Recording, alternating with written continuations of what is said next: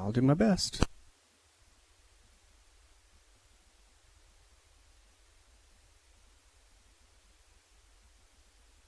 And if you can get us updates on Lovington, please, you would be absolutely wonderful. Absolutely no problem.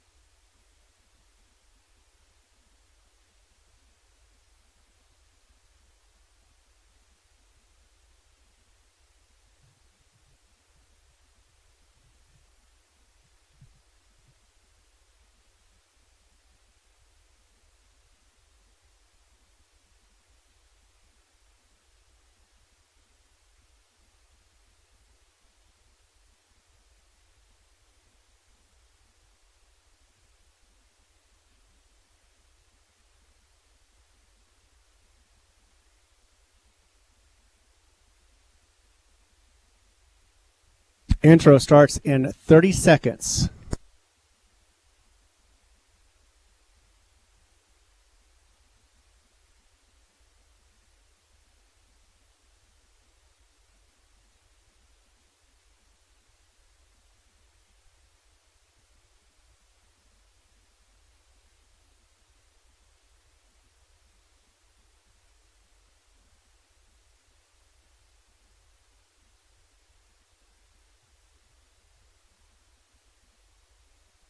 Start of the intro.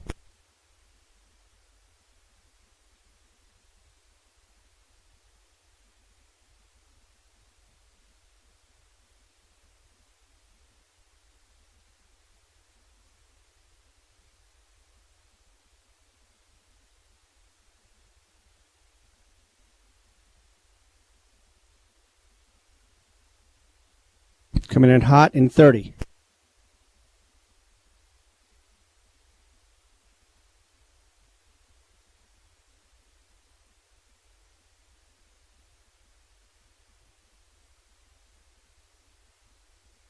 In 15.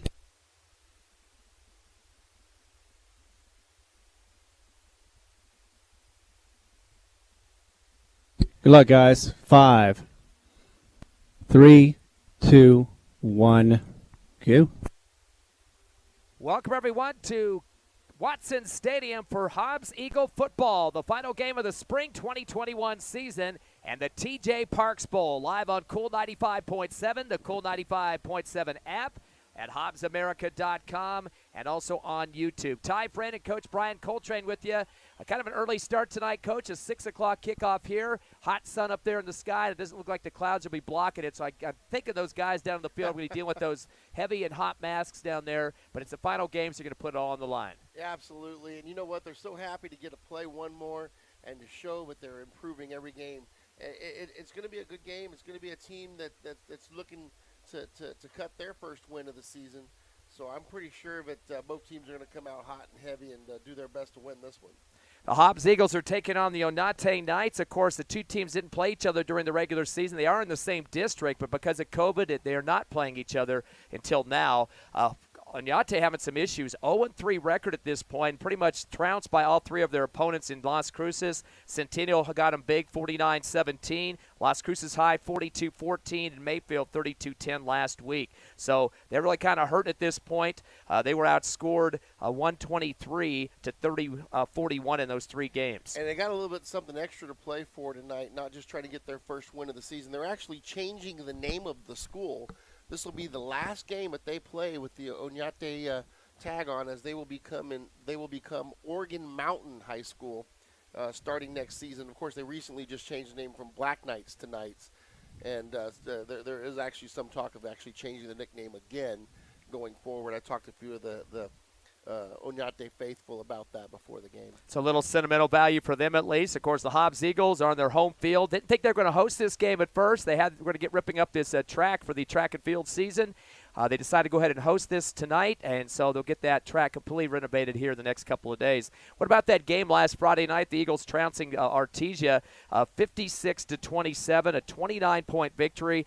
Colton Graham, 5 of 10 for 64 in terms of passing, so pretty low numbers for that type of the offense. But on the rushing game, 35 carries for the Eagles for 297 yards.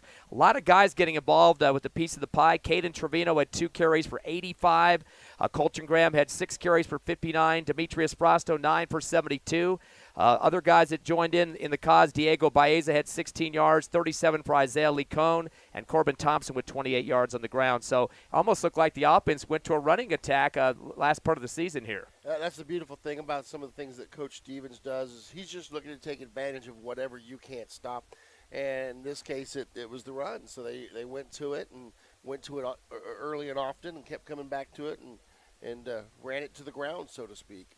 So definitely that's a good game to kind of get this one going as well, to get that under your belt. Of course, Artesia is a pretty tough ball club. They beat Roswell, the 5A defending state champs, 2 years in a row actually for Roswell. So that's a pretty good feather in the cap of Coach Stevens here towards the end of this football season. Now, the Onate Knights team, as we mentioned, 0-3 on the season. They didn't even get a 4th game, so that's the way they started a week later than we did in terms of the school schedule. So that kind of kept them 1 game shy. I don't know if that's a positive or a negative. You never know during this COVID situation what's going to happen with that. Of course, last year the Eagles did defeat Onate 42-28 in Las Cruces. Hobbs was down early 7-0, but then they outscored them 20-7 in the 4th quarter to pick up that victory. Colton Graham threw 15 of 20 for 204 yards. And then Isaiah Vaughn, the senior last year, rushed for 102 yards of the 243 the team got together. So that's very big numbers for the Eagles in the running game. And actually, Demetrius Frosto got a time at the quarterback position. He was 1 of 2 for 3 yards in the air, so he got a little bit of an opportunity to throw the ball. He also caught a pass for 17, so he's one of the only guys that returns with some numbers from last year. A lot of other guys that did big stuff in that game were graduates. Is there anything that guy can't do? Yeah, my true. gosh, I mean, he does it all for this Eagle squad. So kind of tough, though, to judge teams this year. playing in a tough Las Cruces district Hobbs was a part of last year. Again, going up against such as the Las Cruces Highs, the Mayfields, not an easy order for Onate. So then they have to make this long road trip here to play a Thursday night ball game. It isn't going to be a 4-day weekend for us here in Hobbs, but I don't know what their situation is. But still, wrapping up the season, Onate is used to hosting Thursday games, though, because of the Field of Dreams and their crazy scheduling. I remember a couple years ago, Hobbs had to travel down there on a Thursday night for a game a couple years in a row. So I think they're used to these Thursday night contests. Yeah, I think that really plays any difference into this. It changes your week a little bit. Your practice schedule changes. You don't hit as often as you do because you take one day off. But it's not going to change the fact that both teams are going to come out there and they're going to start putting metal on plastic out there. Couple guys getting big on defense last year against this Onate squad. Just in terms of the guys returning, I should say, Seth Blakely had 11 tackles, one of the leaders on the team in terms of defense. Braden Strickland had 7 himself. A couple other guys, Hunter riding it up with 6 tackles. Patrick Greeno, Presley Greeno with 5. So, there's a bunch of people stepping up in different positions there on the defense last year. Juan Gonzalez finished with a couple of tackles himself. Again, come from behind victory to beat the Knights. Yeah, I think you like those the best. When you're down and you're pushing, you learn a lot about yourself when you keep fighting back and you get that W. I do want to add that we do have a Lovington-Bloomfield game going on right now. Lovington's up 14-12. That's a second quarter score. 7:04 left there in the second. Now, they're not technically calling those championships, but it seems like the best teams are playing at UNM there at their field up there in Albuquerque. The Lovington game, Eunice is playing this week as well. They've got a game coming up too, and again, they're one of the top teams in their division. So, kind of without saying it out loud, those are some championship games. Because, of course, Lovington knocked off number 1 Portales last week, which helped their cause. I will bet that, if they win the game, they'll come home and raise the championship banner. I think they'll claim it. Colton Graham here for the Hobbs Eagles, though, this year throwing for 506 yards. He's averaging about 126 a game in terms of the passing. 3 touchdowns in the air for the Eagles as well, and he's passing at 56% efficiency. So those are the numbers there. Hobbs kind of going more towards the rushing game, as we mentioned a few minutes ago. So we're starting to see some bigger numbers there. In fact, 578, again, compared to 506 in the passing game. Kind of across the board, too. The leader in terms of total yardage, Travino with 136. Thompson has 120. Graham 113. And Frosto 112. Since when have we seen that kind of balance in the rushing game around here? I haven't seen it since I've been here, and I've been here 6-7 years. So that's pretty good numbers there. The passing receivers, receiving receivers, we should say. Frosto leads the team with 166 yards off of 12 receptions.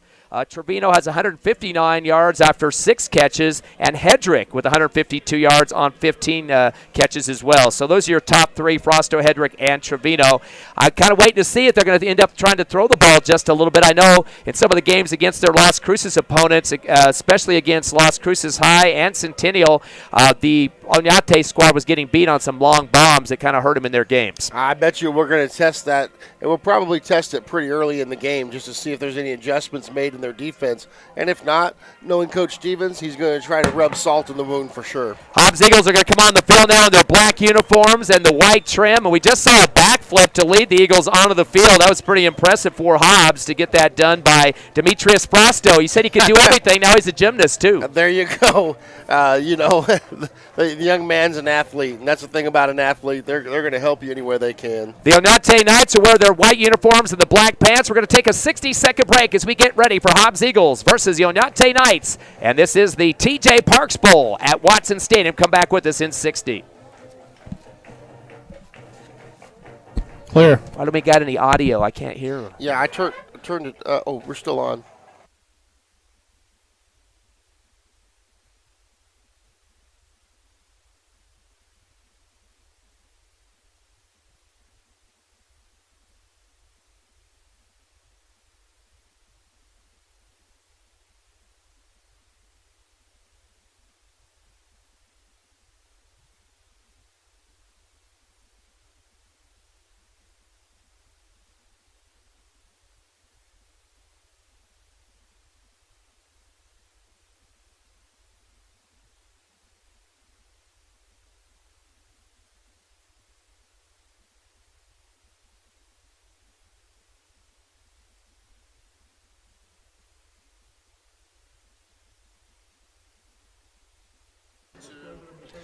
1, 2, 1, 2, 1, 2, 1, 2, 1, 2. Yeah.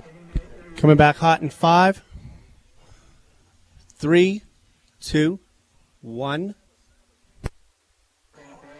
Welcome back to Watson Stadium. Ty Friend, Coach Brian Coltrane, the final game of the spring 2021 season. And Eagles thought they might be on the road for this contest, but they're taking on the Onate Knights at 0-3. The Eagles getting their first win against Artesia last week at 1-3. And for this final game, what do you think the keys to getting this victory, Coach? It's going to be consistency. It's going to be running your plays, doing what you're supposed to do, not trying to overplay.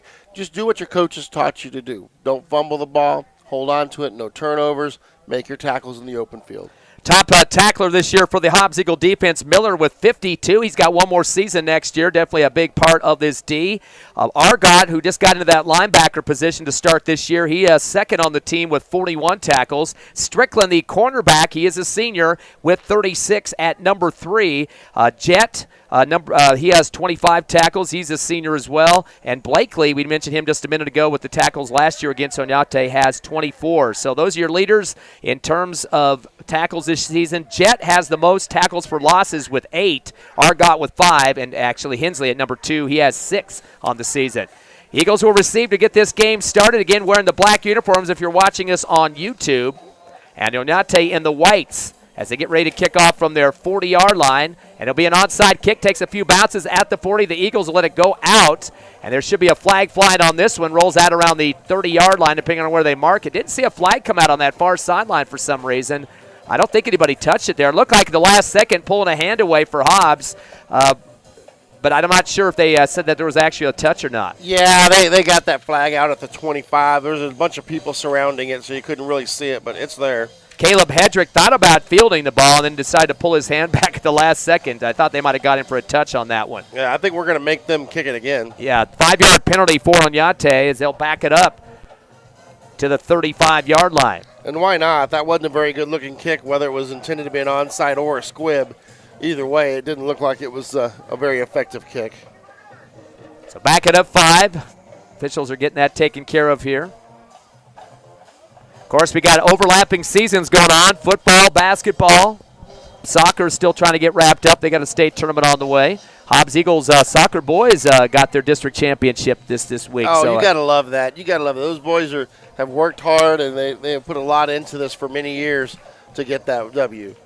And the kickoff again aside, over to the far side. It'll be on the 40 and rolling. And Hedrick tries to get down and didn't actually get on the turf. He just reached over off his waist there. And very dangerously could have gotten plowed and lost the ball. I don't know how he got down on it quick enough because he didn't really get down on the ground like he should have to cover that one. Yeah, he probably should have attacked it instead of trying to wait for it to come to him. I think he thought it was going to take a quick bounce. It didn't. And then all of a sudden he realized he had to hurry and get it before the defenders got the ball. So the ball gets to the 35 where the penalty would have made it there anyway on that first kick where it rolled out of bounds. So Hobbs didn't get much of an addition on that one. They'll go twins left, receiver right.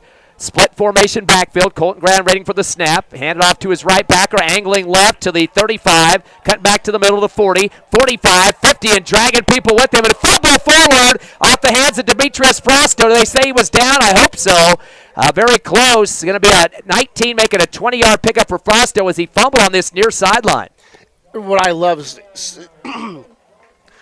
seeing on that, the pulling guard got out there and just kept leading the way, kept looking for the next target. Almost made you speechless there, Coach. A 20-yard pickup for Frosto. Already a first down for the Eagles, so definitely where you want to get started on your offense in Onate territory now. Eagles at the 46-yard line. Split formation backfield with Colton Graham back with his backers. 2 receivers right and left. Now those running backs are going to form a left and right receivers as the man coming in motion now is Travino. Handed Travino on the right end from left to right to the 45, angling to the 40 to the far sideline and run out of bounds to the first down marker. Did a good job of looking ahead to that far sideline in front of Onate's bench to see what he needed to get. He might have got out of bounds just shy of the first down by about 1.5 yards, so give him 8 on the carry. And it looks like that we're going to attack the outside. We're going to see if they can keep up with us, and we're going to go laterally before we try to get vertical. 2 carries for 28 for the Hobbs Eagle rushing attack. They have it now at the 38 of Onate. Twins right, receiver left. Back to that split formation. Graham ready for the shotgun on a 2nd and 2. Delay the handoff, angle right to the 35, 30.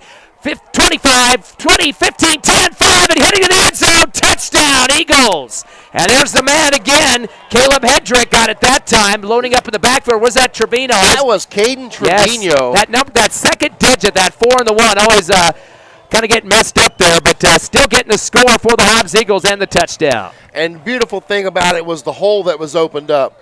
That wasn't Travino having to be an athlete. That offensive line mashed Onate, and the hole was so big you could drive a Mack truck through it. Going for the PAT now as Eagles up quickly, 6-0.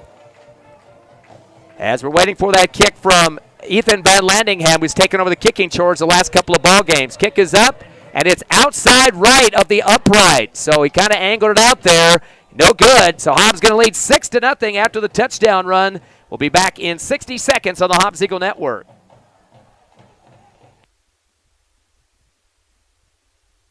Clear.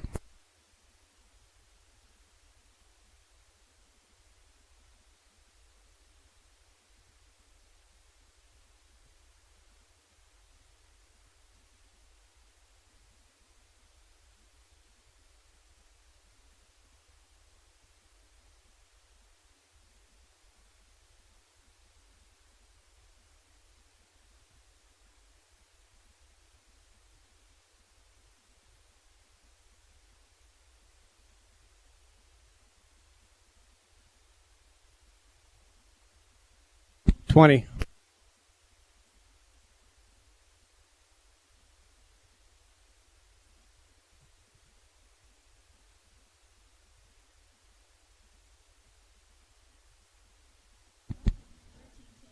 Gotcha. 5, 3, 2, 1. Welcome back to Watson Stadium. 6-0 the score. The Hobbs Eagles take the first drive and stuff it down Onate's throat for a touchdown. Hobbs looking to kick off here to continue the first quarter action. End over end, it's going to bounce around. Picked up by Onate at the 30. Big pile of people. He's going to go down immediately, and that's where they're going to start with it, 1st and 10. So the Hobbs Eagles coming up with a big touchdown run for Travino to lead 6-0. Missed the PAT on the kick outside the right upright. And so we'll see how the Onate Knights will start off here from the 32-yard line. Now, they had a couple of interchanges on their quarterback position. Matthew Sines did start last week in the game against Mayfield, a game that they lost. And he has been the starter in and out this season. So here we go from the Knights' 36-yard line. They got trips right, receiver left. Waiting for that shotgun snap. Low crouch as he did get the snap, the handoff, and not much of a run there. Maybe a couple of yards on the carry, 3 to be exact. Just right up the gut that time as the ball carrier, Zach Tarango. As Tarango will get 3 on the play. And it looks like they're trying to keep it simple in the offense. Didn't try to do anything fancy there, just a simple dive. Back in the shotgun once again is Sines. Trips right, receiver left. Has a man back with him. Handoff once again, trying to get to the left side and hit right at the line of scrimmage and getting maybe a yard forward progress. It's once again the Tarango, and coming up for the Hobbs Eagles to make the big low wrap-up, making sure he didn't go much further than what he did on that one, was Carter Johnson, the defensive lineman. And the defense has done what they really want to do in the first 2 downs, which will prevent any big gains. 1-yard pickup. That brings up a 3rd down and 6 now from the 36.5-yard line. Trips right, receiver left again. As Sines waits for the snap. Shotgun. Fakes the handoff, throws the slant pass. It's batted down at the line of scrimmage. And coming up big for the Hobbs Eagles is the big mitt on the football that time to make sure that didn't get any further was Seth Blakely, the linebacker, and he gets a high five from his teammates. And that forces a quick 4th down, and Onate is going to have to punt here. So that's going to be a chance for the Eagles to return, leading 6-0 back deep for Hobbs. And getting ready to return here in just a matter of seconds will be Adonis Bryan. We've seen him do some big special teams work this year. A high snap is brought down, and the kick is away for Onate off the foot of Aiden Rosser. He's the backup quarterback. Takes a bounce for Onate at the Eagle 25 and goes out of bounds near the 12. So good roll for Rosser as Bryan just waved bye-bye to that ball. He did not want to have anything to do with that one for Hobbs. That's a wise choice there. I mean, he's shown aggressiveness in trying to return balls sometimes that maybe he shouldn't. This time he wisely lets it go, lets the offense do their thing. So the Eagles will have their second possession as they lead 6-0. First quarter action with 9:56 remaining here at Watson Stadium, the TJ Parks Bowl. Live on Cool 95.7, the app as well, HobbsAmerica.com, and on YouTube. Eagles in the shotgun. Split formation as Graham is in between his two backs. He's going to send them as receivers now to the left side. Thompson and Hedrick, or make that Travino. Fake the handoff from right to left. Heads up the right side on the hash to the 20. Breaks a tackle, 25, 30, 35. Continues to plow ahead to the 39-yard line. And that will be for 25 yards for the quarterback. And, that's one thing that I've noticed already about the linebackers and secondary for Onate is that they fall for the fakes.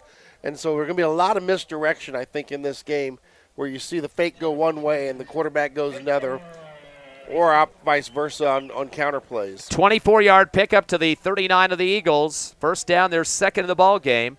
Back in shotgun, Twins right, receiver left, delay handoff up the middle, stutter step for Thompson, met in the backfield. Didn't really get a chance to extend out that time. His head went down quickly, and we got a flag flying, a late fist being thrown by Onate Knight. I'm not sure if Hobbs did get a swing in it as well. And that was the retaliation. Hobbs got the first one, Onate will get the second one, and that'll end up being canceling each other out. See what they're going to give, who the penalty will be against. They're going to say no gain on the play there for Hobbs. As the officials having a conference now to sort this out. The guy that they looked like was throwing the punch was Alberto Fernandez.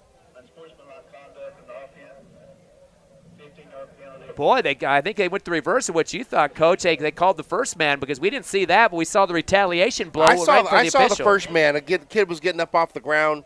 One of our offensive linemen went ahead and put him back on the turf. And then after he got up, he took 2 steps, and one of the Onate players retaliated and pushed him. We saw it from up here. Yeah, on that second and they one, didn't get the second push, even though they were all staring at it. So 15-yard penalty for the Eagles, and that'll back it up to the 23-yard line.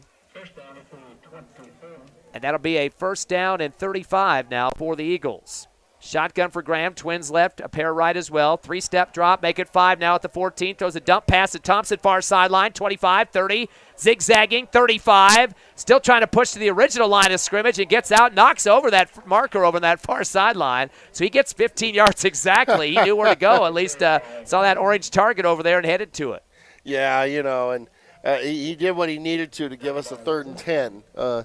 Yeah, unfortunately, 3rd and 10 is very difficult, but right now we're showing that we can get 10 yards a pop on each handoff. And the first completion on that little screen pass to the far sideline. 3rd down and 10, as you mentioned, from the 39 right hash. Hobbs up 6-0 with 9:09 remaining here in the first quarter. Twins left, a pair of receivers right. Ready for shotgun is Graham. Has one man with him, Thompson, on the right shoulder. Good snap, 3-step drop to the 30, throws it down the middle on the slant, but he threw it behind the intended receiver, which was going for Caleb Hedrick. There almost was a rebound catch on the backside of that by Caden Travino. He was kind of further out, but that was originating, though, for Caleb Hedrick way behind him. I'm going to disagree with you on that one. You don't do that. I think it was actually intended. It was Hedrick. You're right. It was miscommunication. There's the 11 and 14 again. So, yeah. I think it was a timing route because it really Colton Graham really didn't look to see where the receivers were. He just threw it. Inside screen is what it was supposed to be. And all the linemen let the guys go, but he had to get rid of it too quick and couldn't quite get a good angle on the inside screen. Eagles facing a 4th and 10 from their right hash at the 39-yard line. They're going to punt here as they get ready to get the snap. Long count, high snap, able to be brought down. Frosto gets kind of a sidewinder boot. Takes a bounce at the Onate 29 and rolls to the far sideline. And right there to track it down was Caleb Hedrick as he taps it down about the 24. So the first punt of the ball game for the Hobbs Eagles. I got an update on the Lovington score. Lovington's now gone up 21-12 here in the second quarter with about $1:29 left on the clock. Yeah, and they're playing Bloomfield at UNM, their stadium up there, and I guess you could call that the championship game unofficially. Yeah. We'll take it here in Lee County. First down and 10 for the Knights at their own 24-yard line. Trips right, receiver left, as Signs getting ready to get the shotgun snap. Takes a little crouch, handoff around the right side, but not much going on there. He really didn't get outside the line. We've got a lot of pushing going on after plays now. New ball carrier getting a chance to run it this time for the Onate squad was Joe Estrada. He's just a sophomore. I don't think he gets any yards on the play. when you have extracurricular activities after each play early in the game like this, it's going to be an emotional game. Yeah, last game of the year, too. 2nd down and 10 now from the 24. No gain on the play. Twins left and right. Shotgun, signs back to pass, throws the out route, but ahead of his receiver. Receiver turned his shoulders at about the 28. The ball was thrown ahead of him and trying to get out there to make the catch, but way too late, Alex Dorado. And the blitz from the near side from Aldo Argot was what caused him to have to get rid of it early. Argot forced him to toss it before he was ready, and no receiver could get into route. 3rd down and 10 now for Onate at the 24. 3 in the front box for the Hobbs Eagle defense. They'll bring a linebacker up on a stunt. He retreats back, though. Eagles shift into a 4-man front now. Shotgun to Signs. He's got to take it himself. Spins in the backfield. Heads around the left end to the 30. Dragging a few people with him. So he will pick up about 7 on the play for the Onate Knights. And that was looked like it was supposed to be a speed option to the near side, but the running back chose to block instead of staying spaced. Quarterback looked like he wanted to pitch it to him very early, and he wasn't there. Yeah, that's right. He was like there was nobody around him at that point. Yeah, but he looked like he was ready to pitch, and all of a sudden just tucked it and ran. 8-yard pickup, though. Go to the left hash at the 33-yard line. 4th down, a long 1.5. It looked like they're going to try to get a long snap count here, get the Eagles to jump. They're in a punt formation. A high snap, and it's pulled down for Onate by Beto Garcia. He gets rid of the punt. Takes a bounce at the Onate 25, continues to roll to that far sideline, stays in bounds and touched last at the 3. Talk about a good track down there for Onate. The Eagles just let it fly down. And, boy, some speed out there from Josh Mendoza, as he was the only guy back for the Knights to go and tap that. They're going to say it went out at the 5, but he got a piece of it before it did. And, my gosh, as long as it took that punter to get the ball up in the air, half those guys were halfway downfield by the time he kicked it. I really think that a blitz right there, we got to kind of bring the house. We might actually block one and take it back. Not much going for the Onate offense so far with 2 punts, a total of 12 yards on the ground, no receptions yet in the air. 7:28 remaining first quarter. Hobbs up 6-0. Eagle football, though, pinned way back at the 5-yard line on the right hash. Single setback along with Graham, who checks his armband. He's got receivers 2 left, 2 to the right, man in motion. Fake the handoff to Thompson. Hand to the – no, he's going to keep it, does he? Or does he get it off at the last second? It looked like he did get a handoff there as it goes to the right side. And behind the line of scrimmage, Joe, not going to be much going on there for the Hobbs Eagles. I believe ended up getting that for Hobbs. Lecone, I believe, yeah, was the Lecone runner. getting his first carry, but not going to get much. Maybe back to line of scrimmage. And Lecone, which in my mind is one of the best runners for actually finding the holes and getting north-south, that time tried to bounce it when he had a hole to run through. 2nd down and 10 for the Eagles. Right hash, 5-yard line. They'll bring 2 running backs in the backfield now. As Graham points to his right side of the line, wants to make sure the block's picked up, or the defensive play. Handoff around the left side to the 10. Frosto cutting out to the 25 and continues to pull the pack with him. A late flag, though. I don't know why there's that late of a hit coming for the Eagles, or a block in the back possibly. We'll see if that stands up as the play. And he threw it way behind where the tackle was made. It was all the way back at the 16 is where the flag sits. 23-yard pickup for Frosto. We'll see if what holds up here.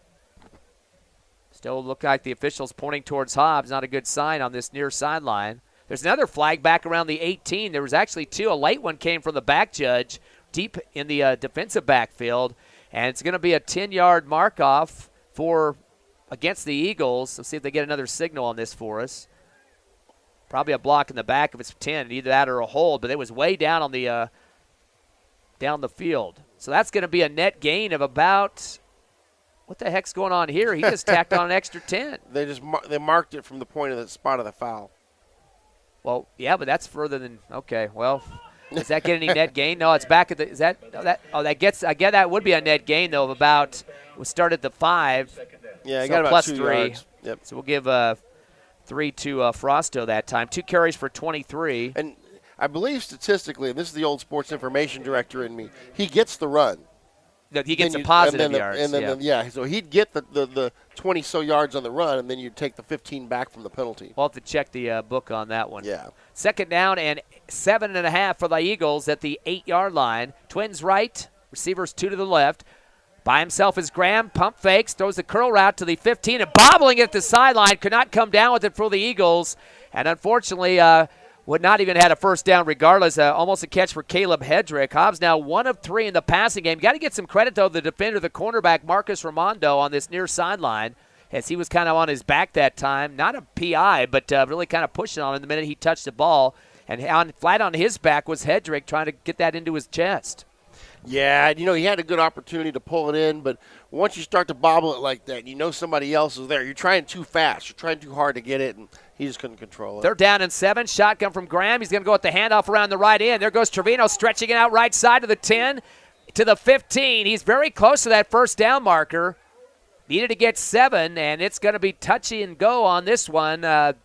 Boy, they might have to get a measurement for this. I don't think he got it. He's about a foot short. 2-yard pickup.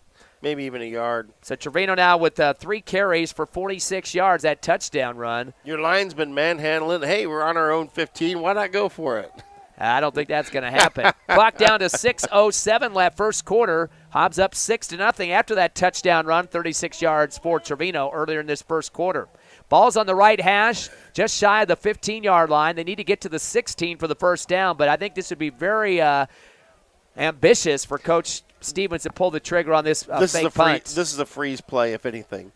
They have 1 punt so far in this game, and Frosto is back about the 2-yard line. Long snap count here. Still waiting for it. They're getting it down to 1 second on the field clock, and now Frosto will punt, barely gets it away from the 6-yard line. Takes a bad roll, and it's going to come back towards the Eagles, and they'll get it stopped dead at the 38-yard line. So kind of backfired on the Hobbs squad that time. And it will be giving Onate some good field position inside the 40-yard line heading in. They trail Hobbs 6-0 after the second punt for the Eagles.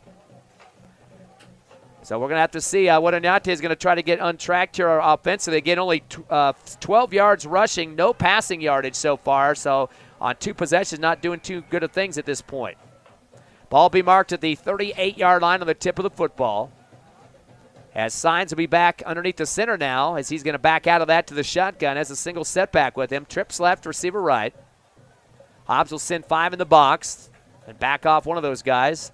Handoff on the delay, angling up the middle and trying to pull some guys with him is Tarango, but he meets a big black and white wall for the Hobbs Eagles. Yeah, and that's an inside read. They're actually reading the defensive guard on the inside, or defensive tackle, as you might say.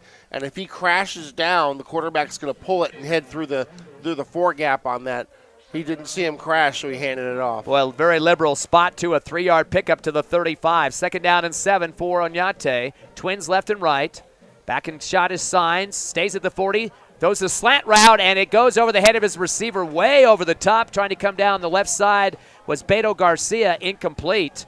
Onate's having issues in the passing game. They're 0 for 3 right now and still have not completed one. And the defense did a great job of coverage on that play. If he had caught it, he would be hit immediately. Should mention on the previous play, Aldo Argot, the man that made the wrap-up for the Eagles on the run. Third down and 7 now for Onate, as he took a few minutes for the umpire to go get that football. He's going to mark it at the Hobbs 35. 6-0 Eagles here in the first quarter. Clock down to 5:22. Signs went underneath the center, had some words, then backed out. He's ready for shotgun with a pair of receivers both sides. Takes a little crouch, looking option, and pitches it out to the right to the 35, 30, and heading to the near sideline is Zach Tarango. As he looks like he will be close to that first down. Needed 7, and it looks like he gets 9. And there is the speed option we talked about earlier. This time the running back got flat and got outside, and that pitch was there, got him first down.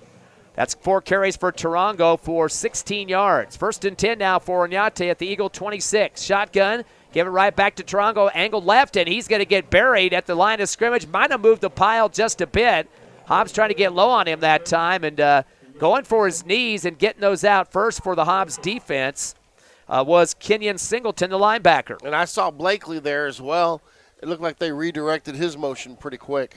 Well, they do that handoff. They don't do much trickery whatsoever. They just put it in the gut, and he goes. Well, that's actually, I'll explain after this play. It actually is a little bit of a trick. Second down and 9 from the 26. Shotgun, back to pass the Signs on a one-step drop. Fade route to the far sideline. It goes towards the pylon and reaching up for it. Getting past his defender momentarily was Beto Garcia. Incomplete. It bounces off his fingertips, but there is a flag near the line of scrimmage on the right hash. So we're going to wait to see on this one. I almost would think that you might want to decline it since that was incomplete and burn it down here. That'll make it third if that was the case. We'll see what the call is. Officials trying to get the right spot of the ball. The flag was down at the 27-yard line. And I like you see the side marker. You see where the ball's spotted, but then the referees don't start from where that marker is. That's kind of iffy right there. Is a holding penalty against Onate. That's their first penalty for 10 yards in this game. And explaining the trickery on that handoff, you see it looks like a regular dive, but it's not a regular dive. The quarterback eyes are up, and they're either watching the defensive tackle or defensive end, and if they see them go a certain direction, they're going to pull that ball out of that running back's stomach. They're making reads. Second down and 20 now from the 37. Shotgun sign, stays right in his pocket, dances up through the middle now to the 35 and gets put down at the 32. 7-yard pickup, make it 6 as he's tackled hard for the Eagles, and that wrapping him up, Seth Blakely, the linebacker. And, he was hearing footsteps that weren't there. He had actually really good protection there. Could have stayed in the pocket longer, but he didn't trust it, and he started to run. Signs now 2 carries for 14 yards. Going to be a third down and 16 from the 33 of the Eagles. Hobbs up 6-0 here in the first quarter. Twins left and right. A little bit longer snap count now. Shotgun to Signs, 3-step drop, back to the 40, steps up in the pocket, rolls left to the hash, to the far sideline, 25 on the carry, 20, spins, and down at the 19. And that's going to force them to make a choice here. They're going to have a 4th and short. Do they go for it, or do they try a field goal? Signs will get 13 on that one, his best carry so far with 27 overall, averaging 9 a pop.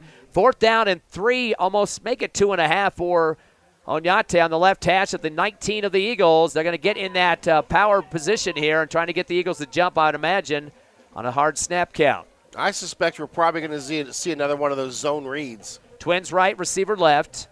Signs looks at his receivers on the right side, takes the snap. He wants that option look. He's going to pitch it out right. Tarango gets it at the 20. He's behind the line of scrimmage, and there's a big wall to take him down and say, nope, we're going to get the ball back here as the defense reads that perfectly. Getting outside for Hobbs was Seth Blakely, another tackle for him in this series. And they tried to come back to the play, but they'd got the biggest gain on so far in the game. But the Hobbs defense said no, sir. Loss of a yard on the play and a turnover on downs for Onate as the Eagles will get it back. They lead 6-0 with 2:56 left here in the first quarter. It's the TJ Parks Bowl live on HobbsAmerica.com, YouTube, and Cool 95.7. Ball back near towards the middle now at the 20 for the Eagles. They'll send 2 receivers left and right. Colton Graham taking his time here with a single setback. High snap, 1-step drop. Screen actually a slant route caught at the 27-yard line and pulled down quick. Nice handwork out there for the Eagles by Ethan Van Landingham as he's going to get 8 on that catch. And Van Landingham did a good job of holding onto the ball because he got hammered after he caught it. He was in the air and he landed only to be met by an Onate safety. Eagles 2 for 4 in the passing game for 23 yards. Again, that went to Van Landingham. Thompson caught another one for 15 earlier in this quarter. 2nd down and 2 for the Eagles at their own 28, leading 6-0. Pair of receivers left and right. 5 in the box now for Onate. Ran back to pass on a 3-step drop out of the shotgun. Rolls right towards the 20. Tucks to the 25, 30, 35. There's a flag in the backfield, and that's got to be a hold, isn't it? Yeah. And Hobbs' offensive lineman knew it, too. He grabbed his helmet afterwards. If you see them grabbing their own face mask after a play, that's a pretty good sign that you're the one that did it. Third penalty for the Eagles for 35 total. That one for 10. So that will back them up. They were very close to that first. Would have had a first on the run, but nothing doing on that one as it backs up 10. And, we're getting in our own way because we're running the ball down their throat. We're able to do what we want. We're just getting in our own way and backing ourselves up. That's going to back it all the way to the 10-yard line. Not quite sure why they're going that far back, though, Coach, because they had a 2nd and 2, and now they're back at the They're marking them as spot fouls. Yeah, but we had it at the 28. We had a 2nd and 2. No, they're spotting it from where the foul occurred. Well, I know, but that wasn't 20 yards behind the line of scrimmage. I'm not sure what on that one. Colton Graham fakes a pass right, hands it off to the left side to Frosto, stretching it out on the left sideline, and he's to the 20. Tries to get to the side, but he does not get as far as he wanted to on that one. So he's going to get up for about, looks like they give him 10 on that one. Yeah, got back to the original line of scrimmage, and now we got faced with another 3rd and 10. 3 carries for 33, averaging 11 a pop there for Frosto. Again, I mentioned last year in the game against Onate, he was 1 for 3 in the passing game for 3 yards as a quarterback at a couple of plays in that contest. 3rd down and 10 now for the Eagles at the 20, a big one here on the left hash. Graham is getting some guys off on the defense, knocking a Hobbs lineman right to his butt. Good job of staying solid that time for the Eagles on the right side of the line. I think that was Darius Mackey who was the one that got knocked down. You know, when they come at you like that, you want to react. But if you react, sometimes you get called for it. So Mackey did a good job of showing some discipline there. Yeah, definitely. He kept his head right where it needed to be, straight ahead. So a 5-yard penalty for Onate. That's just their 2nd total for 15 yards. Now a 3rd down and 5 for Hobbs at the 25. Twins right and left. Graham has one band back with him in the backfield. They put a man in motion. That's Travino. Goes from left to right, coming around the end to the 25, far right, 30. Gets the 1st down, 35, and then some. 10 yards for Travino, and he loves those arounds. And just waiting for the ball, come right near his quarterback, and heads to that far side. And, you know, after that first play, I decided I was going to watch Mackey on this play. He did an amazing job of sealing the guard who tried to take an inside step and get into the backfield. Mackey sealed him out, finished him off. Pretty impressive there. 3rd first down for the Eagles now at the 35-yard line. Hurry up offense. 56 yards on the ground for Travino on 4 carries and a touchdown. Onate looks like they're almost off sides. They're really moving up close to that line of scrimmage, but barely getting out of that pocket. Handoff around the left end to Frosto, 40, 45, 50, and has another first down for the Eagles. Another 15 yards tacked on, and Frosto really getting to those outsides well. You know, he got north-south pretty quick, and he realized that they were going to get him. He was making sure he got every yard he could by not dancing around and just plowing forward. 3 of his 4 carries have been for double digits. 48 yards on the ground on 4 carries. Clock to 1 minute left here in the opening quarter. Eagles up 6-0.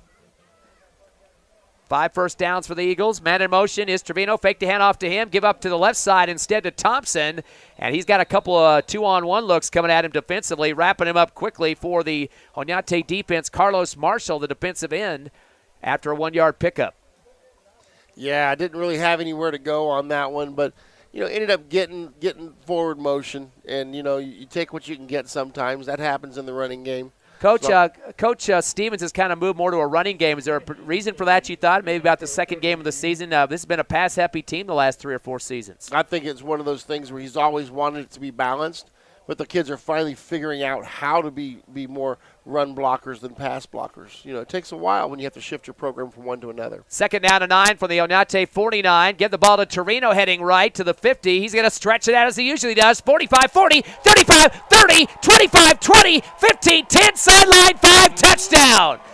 Travino, 49-yard run going around the right end, and it's all she wrote for the Onate defense. Wow, 49 yards. That is awesome. You know, the biggest thing I saw there, Travino started heading to the outside. He was trying to get north-south. He kept trying to get north-south, and he had a blocker with him. And he waited for that blocker to engage before he turned on the burners, and it opened up a hole. If he'd have gone too soon, he'd have been tackled. But he showed great patience before he did his burst. 2nd touchdown here in the 1st quarter for Travino as we wait for Van Landingham to kick the PAT.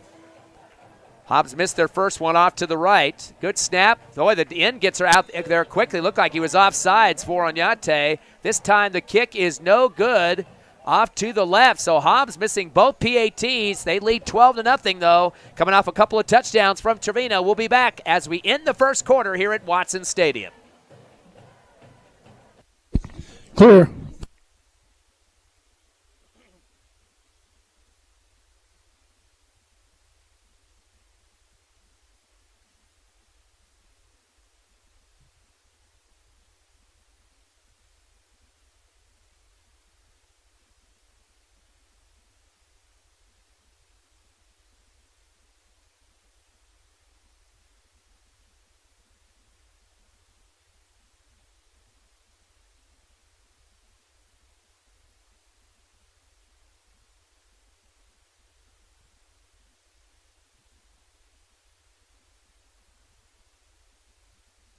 $15.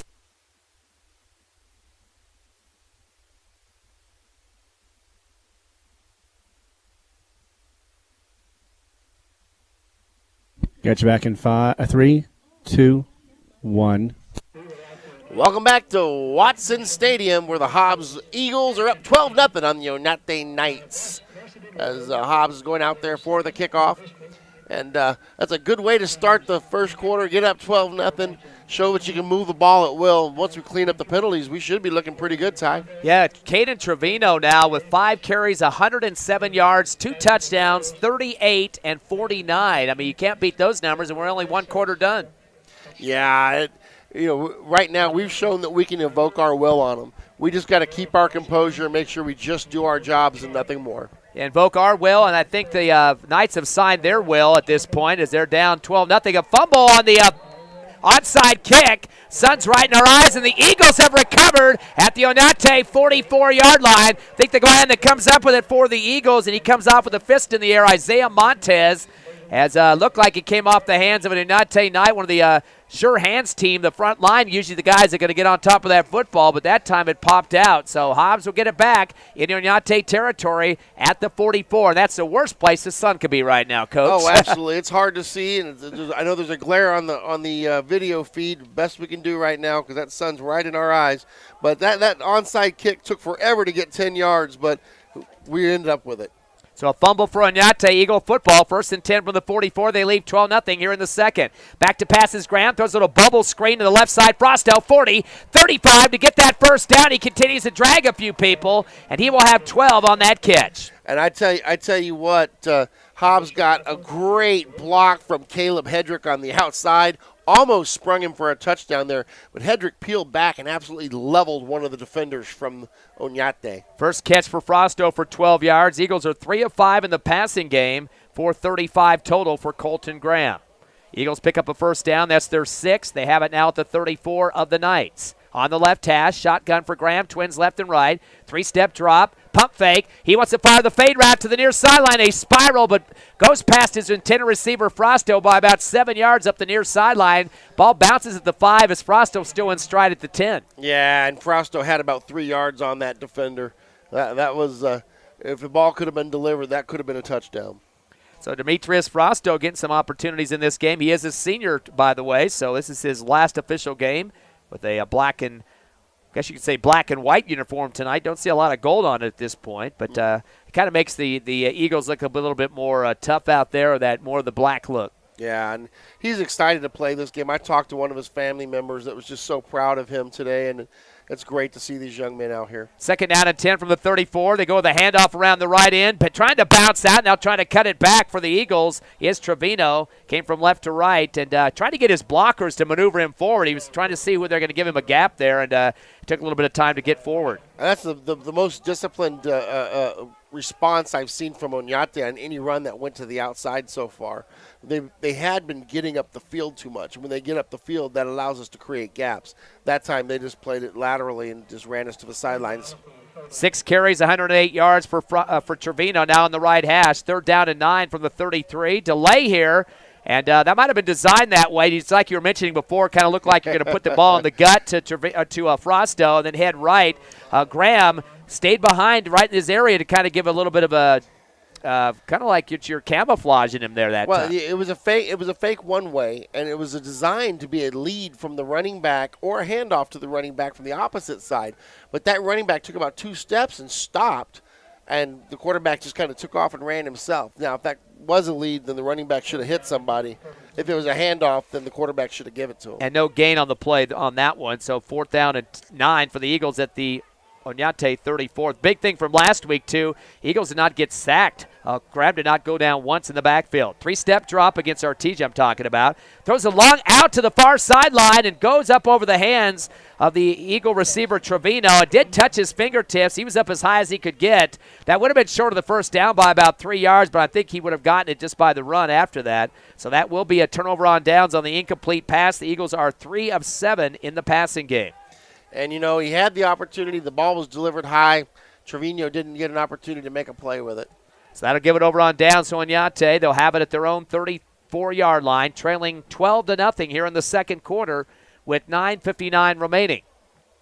Onate gets up on that left hash. Eagles have 3 in the box. Trips right, receiver left. And we do have the Hobbs Eagle Band here tonight, which is a nice little addition for the last game of the season. Oh, yeah, they brought all the instruments, too. Waiting for the shotgun is Signs. Gives the handoff to Tarango, heading to the right. Trying to get out as far as he can. He's brought down from the left hash to the right hash, and he had a saddle on his back the whole time. He maybe got back to the line of scrimmage, and the Hobbs Eagles secondary getting up there quick. That was Hunter Wright from that free safety position. Straddled him on the back shoulders and ripped him down. Yeah, and Alder Argot got there as well. Did a great job just getting multiple jerseys on him. No gain for Tarango on the play. 2nd and 10 from the 34. Still in their backfield here. Shotgun. That delay, now a handoff coming again to Tarango. As he didn't get much on that one as well. Actually, a new backer just checked in for Onate. I believe that was number 26 that just checked in, Joe Estrada. Estrada for his 2nd carry, that one for just 1 yard. He's 2 for 1 at this point. Not the kind of sale you like to have. Yeah, and that was another one of those read plays, but Signs didn't carry out his fakes, so really doesn't fool anybody unless both players are coming out of there. 3rd down and 9 from the 34. Trips left, receiver right. Signs will back up into the shotgun, and you have Tarango with him on the left shoulder. Takes the snap, rolls left. He wants to do with the flood routes. He has 3 receivers on this near sideline, tucks it and tries to look for a pass. At the 30, he's going down in the backfield. He'll lose about 5 on the play. The Eagles swarmed him. He didn't know if he wanted to run, pass, or whatsoever, do something with the football as he was chased by Trey Jett. Yeah, you know, he at one point wanted to tuck and go, and he looked up and saw Hobbs' defender about 5 yards away ready to light him up. So then he pulled it up like he was going to throw, looked at the receiver, he was covered. He didn't have anywhere to go. -4 for Signs on that one. Thought he might just go out of bounds. He was close enough to the Hobbs Eagles sideline, adding insult to injury there. 4th down and 14 now from the 30 on the left hash. Onate deep in their backside of the field as they'll get the high snap. And here's the punt going to be taken from the 18-yard line off the foot of Beto Garcia. Ball is fielded, or tried to be fielded by the Eagles, but it's going to be picked up instead by Onate. They just scooped it, and that's just barely shy of the 45-yard line. Same side of the field, too. That not a good punt whatsoever. And the Eagles, we didn't even have to catch that one because Onate did it for them. Yeah, and, you know, that was a very poor punt in the end. I still think we should bring some pressure as every snap's high and it's taking him forever to get out of there. We could probably get that punt if we want it. 3 punts for Onate, a couple for the Eagles, a turnover on downs, 1 apiece for each, and 1 fumble on a punt return for Onate. Actually, it was a kick return. 1st and 10 now for Hobbs on the left hash at the Onate 44. Receivers 2 left, 1 right, or 2 right. Now make it 3 as they bring their running backs up into slot positions. Back to passes, Graham out of the shotgun. Throws the out route to the 40. The catch is made. Here comes Frosto breaking a tackle, 35-30, and is slung down at the 29. Oh. He continues to go to the end zone. The referee said he was down. He didn't hear the whistle, I guess. 16 yards for Frosto on the catch. And you know that was that call. The reason Frosto ran is when they made the tackle, Frosto ended up on the stomach in the air of the defender and bounced off him. He never went to the ground. Yeah, the near sideline official, line judge, makes the call there. 2 catches for 28 yards for Frosto. Hobbs now 4 of 8 in the passing game for 51 yards for Colton Graham.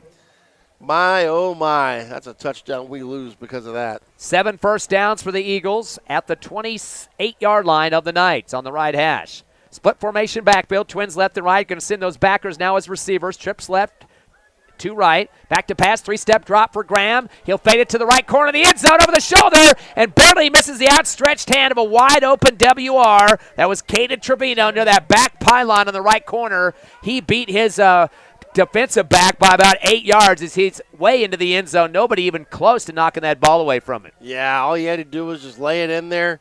Unfortunately, it's a little harder than it looks. Eagles 3 of 9 in the passing game now, 33% efficiency. Back it up to that 28-yard line, a 2nd down and 10 from the right hash. Eagles heading in. They have a receiver on the near side by the short side, Easton Kirkendall in front of the Hobbs Eagle bench, and 2 on the left. Graham will send another receiver right. That's Frosto waiting for the shotgun. Give the handoff on the delay up the middle, and it looks like a big pile up near the line of scrimmage. Not much going on there. Stepping in quickly for Onate was Carlos Marshall, the defensive end, as he will drop Thompson for about a 1.5 yard loss. Maybe make it a yard. That was a double G pull. They pulled both guards, and the quarterback was making the read on the pull. And I think he realized at the last second that he needed to pull that out of the running back's stomach, but didn't. And he would have had a clear run himself if he left it in there. 3rd down and 11 now from the 29-yard line for the Eagles. Trips left, receiver right. I think we got a defensive back jumping on the line there and getting a foot over. Maybe broke the neutral zone. We'll see if they got the call. Flag flew. See what the official has got on this one.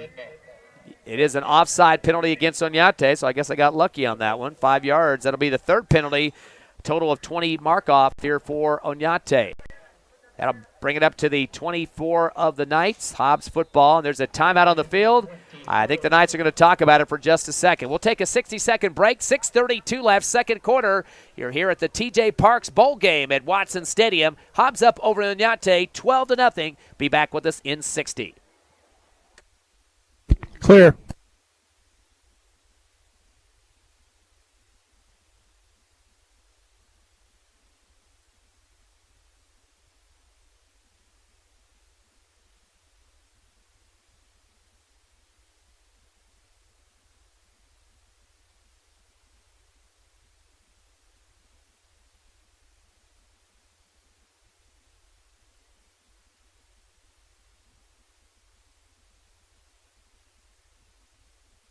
$30.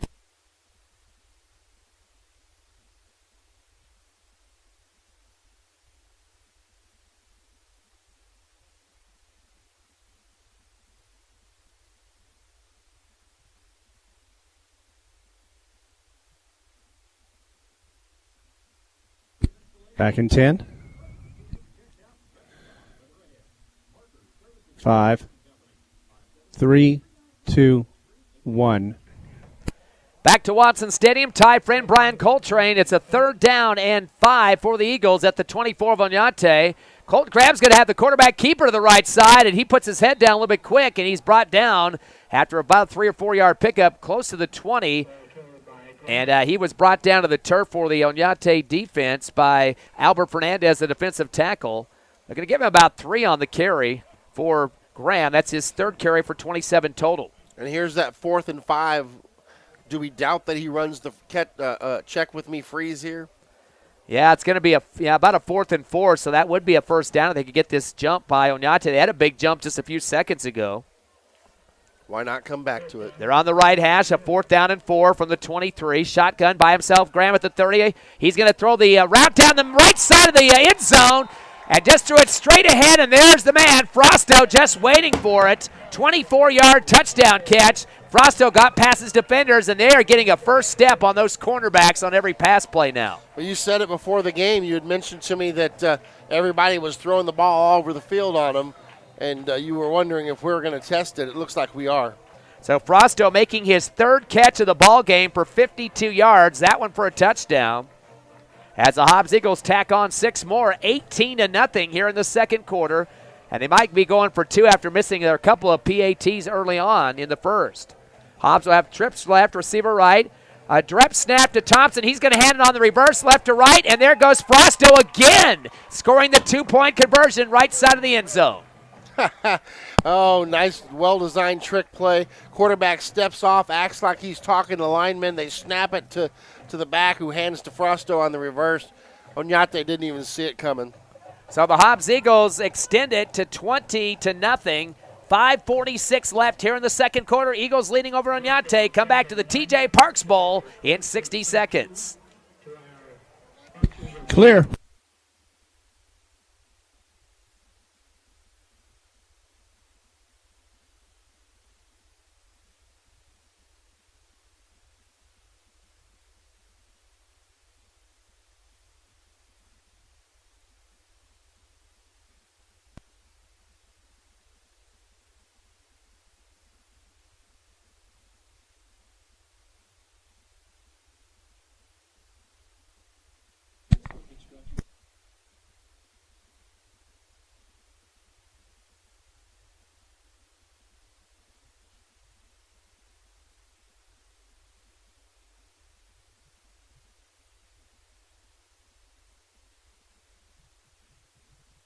Back in 10.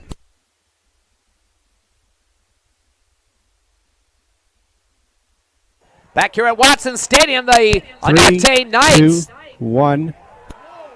Back here at Onate Stadium, the Onate Knights running up the near sideline on the return, and it's fumbled ahead by Alex Dorado. Late signal by the officials going to let the fumble stand. The Eagles get the recovery at the 28-yard line. It was a 23-yard return for Dorado, but unfortunately for them, nothing going right. They trail Hobbs 20-0 and another turnover.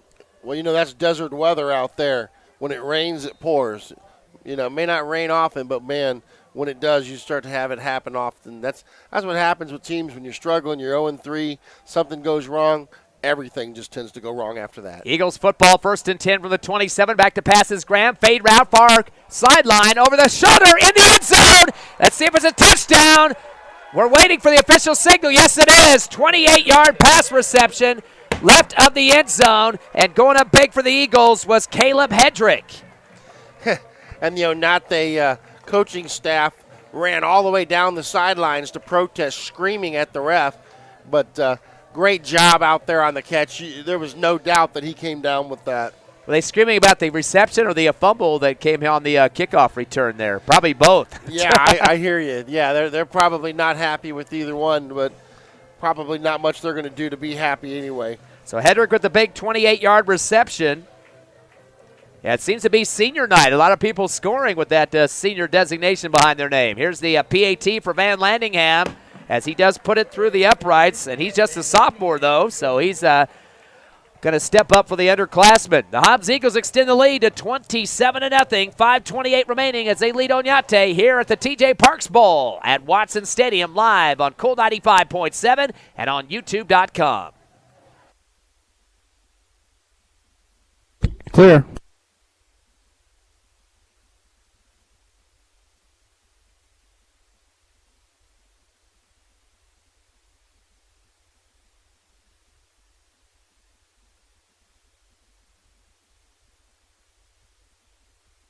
Three, two, one.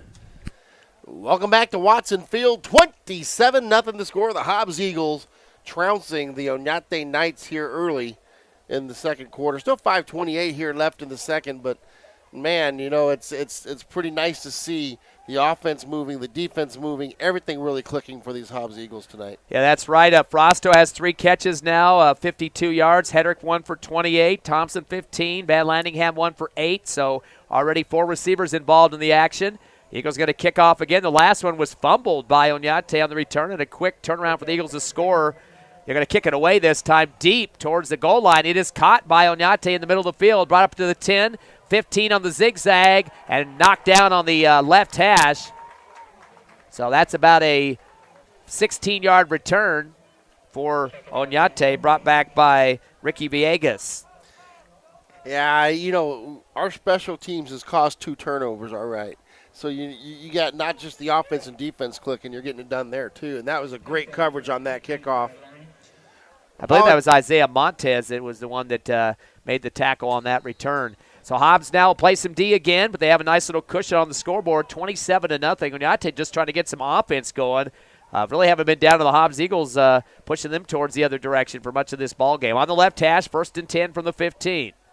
Back in shotgun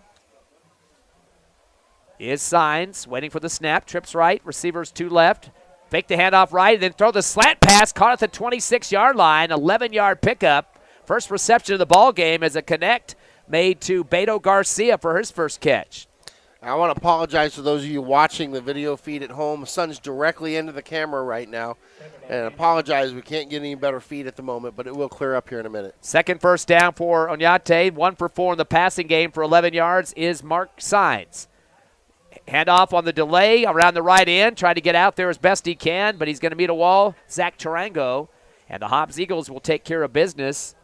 Maybe some forward progress on that one is stepping up first to make the wrap-up for the Eagles before getting some help. Trey Jett. Hobbs Eagles is being very stingy on that defense right now, not giving much at all. Maybe a yard pickup just on forward progress for Tarango. Second down and 9 from the 26. Twins left and right.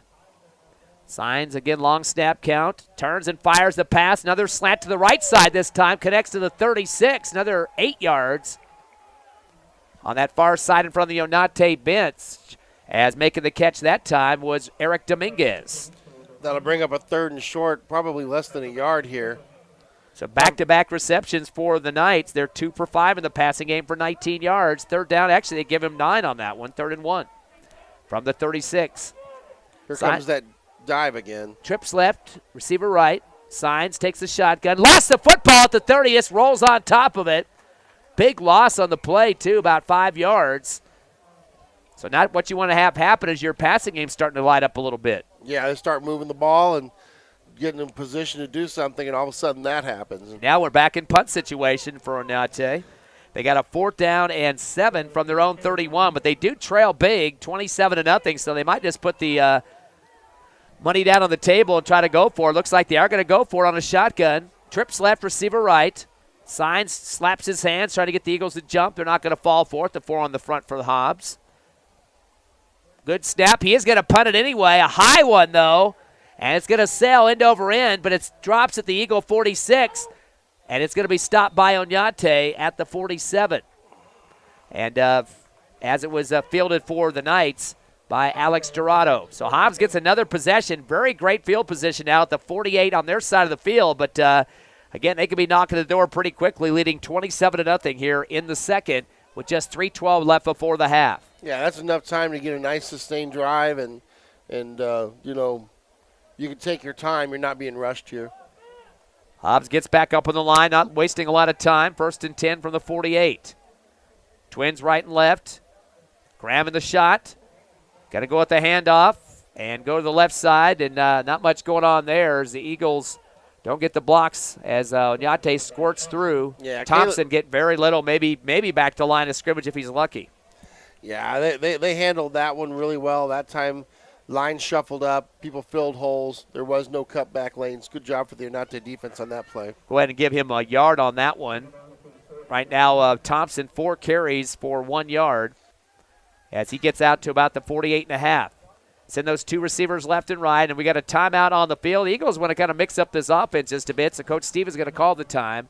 2:37 left here in the second. Hobbs up 27-0 over Onate. We'll come back in 60 seconds on the Hobbs Eagle Network. Clear.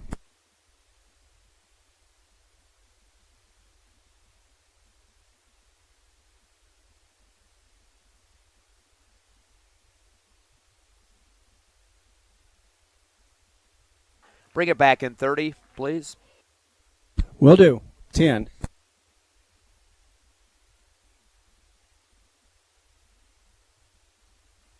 Three, 2, 1.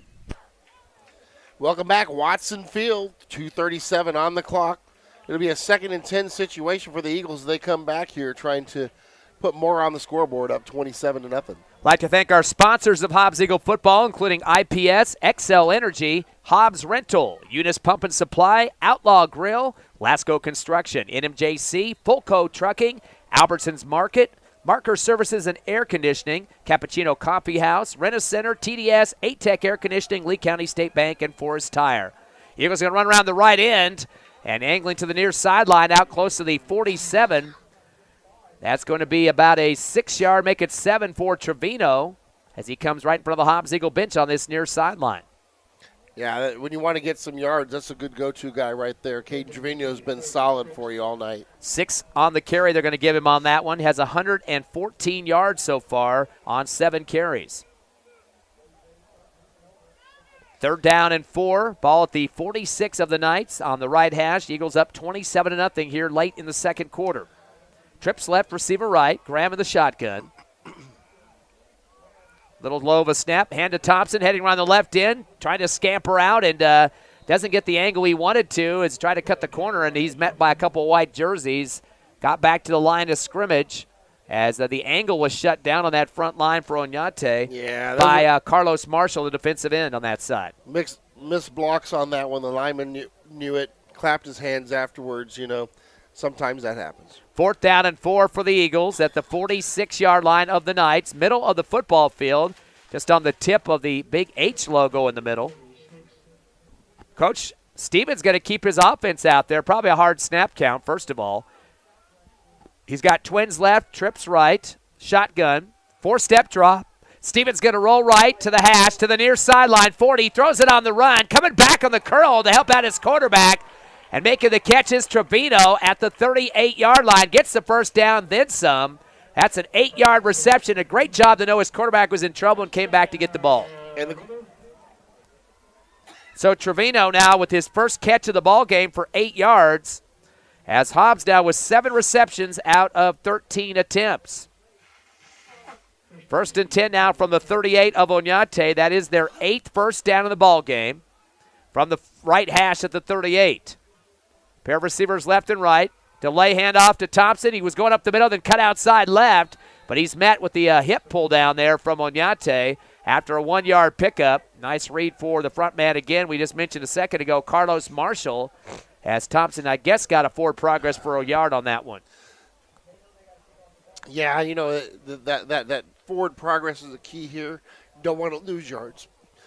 Allergies affecting Coach Coltrane tonight. I know he's been fighting that hacking and that sneezing going on there. Feel bad for you, Coach. Second down and 9 now from the 38. Trips right, shotgun back to Graham. He's going to get flushed out of the pocket as he rolls right at the 50-yard line to the near sideline. Throws it before he goes out, and kind of a dangerous throw as a defender up there with the receiver Frosto on the near sideline. Frosto would have had to completely flop out on his belly to make the catch, and the ball comes squirting on the ground, incomplete. That'll be another missed opportunity for the Eagles as they go now 7 of 14 in the passing game. And, you know, dangerous hit on the sideline there. Third down and 9 at the 38. Or correction, make that it is the 38. Looked like the official picked up the ball for a second. Looked like he was going to move it, but he decides to put it back. And now the umpire's getting called by the linesman about where the ball's supposed to be because this umpire picked the ball up. It looked like he was going to move it, and now the line judge says, I think it should be marked back some more. Boy, this is not something you want to have during a bowl game. A misplacement of the football gets put back now at the 41-yard line.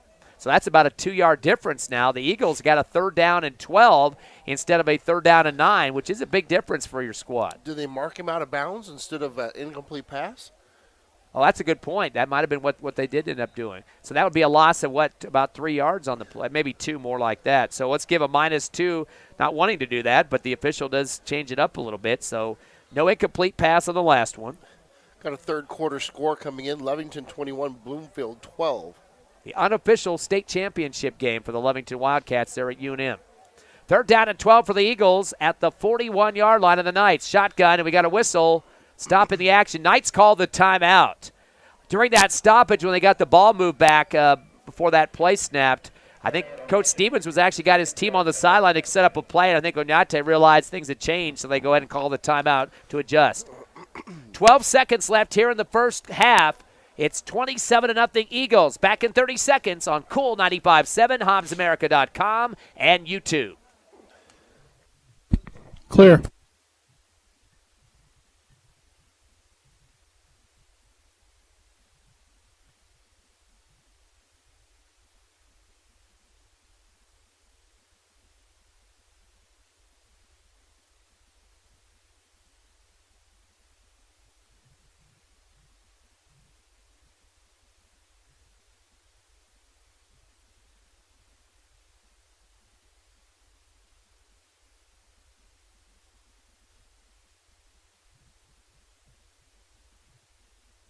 Back in 5,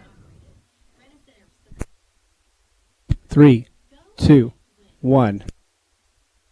3rd down and 12 for the Eagles at the 41 of the Knights. After the shotgun and the timeout, here's the pass for Graham on the out route. Caught, bobbled at the last second. He had it in his hands, and then he bobbled it. And that was coming over to the near sideline in front of the Hobbs Eagle bench to Easton Kirkendall, and he's hitting his helmet after that when he should have had it probably.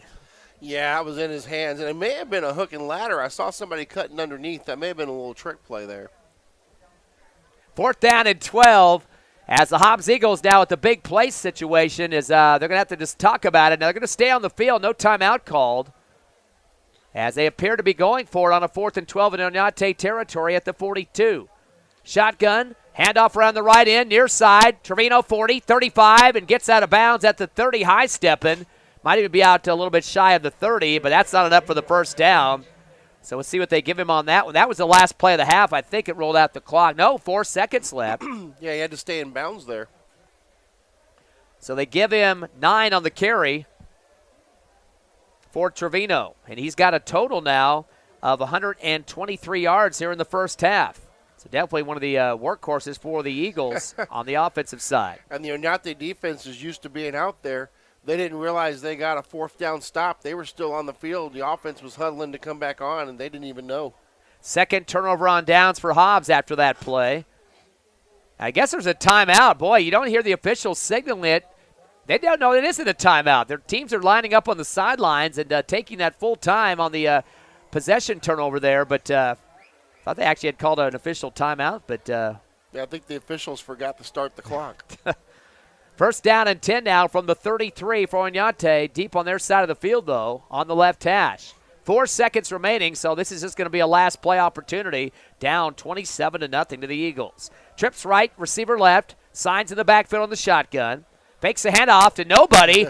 Tries to run to the left and gets plowed under. I think there was a complete miscommunication there. Ball comes out late, but no gain on the play. That's going to end the half. Major problem is Signs is trying to peel himself off the ground. Eagles flat on top of him, and doing a belly flop on his back that time was Juan Gonzalez, the nose guard for the Eagles. But a great half to start off the TJ Parks Bowl as the Eagles lead 27-0 over Onate at the half. We'll come back in 3 minutes live on Cool 95.7, HobbsAmerica.com, and YouTube. Clear.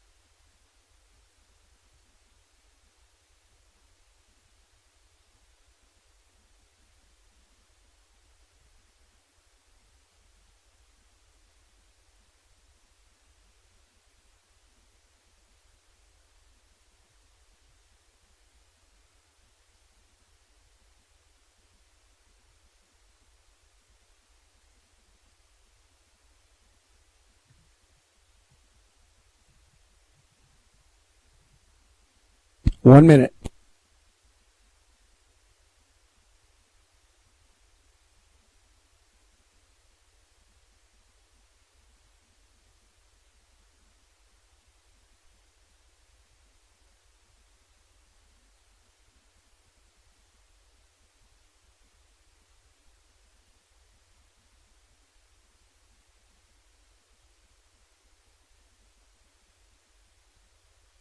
30.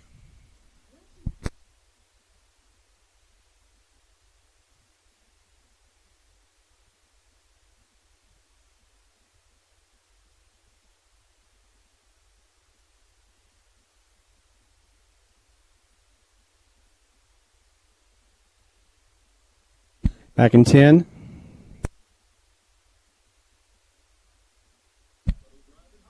Three, two, one. Welcome back to Watson Stadium. Ty Friend and Coach Brian Coltrane here as the TJ Parks Bowl is going on, and the actual man himself, TJ Parks, is down on the field being recognized as he is retiring this year after quite a few years at Tatum as a superintendent, and of course the Hobbs School District, and his family down there, and some athletes, some other people recognizing him, and that's what the name of the bowl game's all about. Is he will be retiring in June officially, and Gene Strickland taking over, of course. Of course, Gene's son's playing for the Hobbs Eagles tonight in this ball game. Coach, big lead for Hobbs at half, 27-0 over Onate, a team that they would have played originally if it would have been a regular season because of the same district, but didn't happen that way. So it is the big bowl game that will finish it up. But Onate really had some issues getting off the bus, I guess, because coming from Las Cruces, they're having a big hole to dig out of as they go to the third quarter. Well, I'm not going to be as nice as you are about the getting off the bus thing, because they didn't have that excuse in the previous 3 games. Onate's just not been consistent. The turnovers are hurting them badly, and every time they start to do something good, they get in their own way. And that happens with teams that are struggling. When you finally start to put it together, and this is a testament to what Hobbs has done this year in going from a team that was 0-3 themselves to winning 1 straight game and possibly 2 tonight, is that once you start to learn to get over that hump, it's easy to replicate it. It's easy to repeat it. Onate hasn't learned that yet. A couple of years ago, back in 2018, Eagles defeated Onate 63-13 in a Mercy Rule game, a 50-point win. Of course, that when you went up by 50, that's game over. So really a big game for them. Samaje Cotton had 6 catches for 146 yards in that contest. So thanks to Ron Gunner, reminded me about that game. Of course, last year, Eagles also getting the victory too, and that was a game and a win on the road. They were actually down 7-0 in that contest before coming back and outscoring Onate 21-7 in the fourth quarter. So there's been several times Eagles had to go down there on Thursday nights and play them during the regular season. So definitely some hard road trips there. But 42-28 was the score last year. And Demetrius Frosto had a catch for 17. Isaiah Bond, the senior, 20 carries for 102 yards. And we got some guys stepping up in this game, too. We'll get to those stats in just a minute. What do you think that Coach Stevens is talking to his squad about? The fact a lot of seniors have been getting involved in this game. I think you want to go out on a good note, right? Well, yeah, and I think that you tell that to your crew. When you have your last game of the season like this, a lot of these guys are never, ever, ever going to get to strap it on again. And you remind them of that. You tell them, hey, this is the last time these guys are ever going to get to that feel of being out here in front of the fans. You have 5,000 people yelling for you, screaming for you. You don't get that feeling in regular life. So you do it for them. You rise up for your seniors, and everybody else just kind of lifts them up on the shoulders, and you play with all your heart. Now, this bowl game situation, due to the fact that COVID was here, it's kind of hard to go with the playoffs situation. The NMAA is pretty much heavily behind making sure that the schedules are more regionally based. Of course, Hobbs not playing all the same division teams. I actually played Lovington a few weeks ago and unfortunately lost that game. But so it's kind of hard to really pair up teams and do it the way they are going to do that for basketball and some of the soccer and volleyball, which is already getting going here next week for the state championships. But football, a little bit tougher. Some teams started late. That's one issue that came up a week late for Onate, for example, because they only have 3 games to their name where we have 4. So it's not really, I would say, a fair advantage for everybody in terms of the playoffs. So they went the bowl game system. Really, that one game has been kind of designated as not really a championship, but you can see that right now with Lovington playing Bloomfield tonight at UNM Stadium. Eunice is going to be up there as well. I think they've got a 2:00 start tomorrow, I believe, so a very early game on Friday. But I think you kind of can see the trend there. That some of the top teams in the state, like Lovington and Eunice, are playing on the premier field of the state. So, although arguably this is a pretty nice stadium here at Watson. Yeah, absolutely. The thing about it is I hope that the NMAA has enough gall to just actually come out and say, hey, that's our state champion. We ranked them number 1.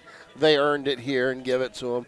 Because, these kids, they play all their lives for a chance to do that as a senior. And I'd hate to see that taken away from them. And talking about that game, Lovington is up right now. Lovington is up 27-12. That is an end of a third quarter score. 1 quarter left to play. And we'll call them the quasi-state champions. Yeah, thanks to Ron Gunner keeping us updated on that game, which is on our sister station, the 94.1 KZOR. Also, I don't know, they don't have video for that one through our No-Mark broadcasting because it's being broadcasted elsewhere. Let's look at the stats. First of all, for Onate, Tarango, leading runner, or actually second leading runner. He's 8 for carries for 17 yards, a long of 9. Signs, the quarterback, actually leads with the yardage, 5 carries for 18 yards, a long of 13. And Estrada, 2 carries for a total of 1 yard in the first half. In terms of the rushing game so far, 36 yards on the ground on 14 attempts for Onate. They have completed 2 passes, 11 for Garcia on 1 catch, and Dominguez caught 1 for 9. So they are 2 of 5 in the passing game for 20 yards. So 56 yards in total offense for Onate in the first half. That guy put a feather in the cap of the Hobbs Eagle defense. Onate with 3 penalties for 20 yards. They punted 3 times, turned over on downs once, had 2 fumbles given away to the Eagles, and only 2 first downs. So numbers aren't looking too good for Onate, especially the scoreboard with the Eagles up 27-0. Hobbs has had 5 guys carry the football in the first half. Travino leads the team with 8 carries, 123 yards, 2 touchdowns, 1 of 38 yards and 1 of 49. Another double digit of 10 yards on the carry as well. So definitely a big half for him. Frosto, 4 carries for 48 yards and 3 double digits, 20, 15, and 10. Colton Graham, the quarterback, has 4 carries for 25, including a 24-yarder in the first quarter. Lee Cone has a carry for no yards, and Thompson 6 carries for 2 yards. So 5 again players getting carries in the first half. 23 rushes overall for 198 yards in the first half alone. So just shy of 200. A great job for the rushing game for the Eagles. They've also completed 7 of 14 passes, 50% completion rate there. Frosto has 3 catches for 52 yards, including a 12, a 16, and a 24. The 24-yarder was a touchdown, so all double digits for him on those 3 receptions. Hedrick had a 28-yard touchdown catch. He has 28 yards to his name. Travino had a catch for 8 yards. Thompson 1 for 15.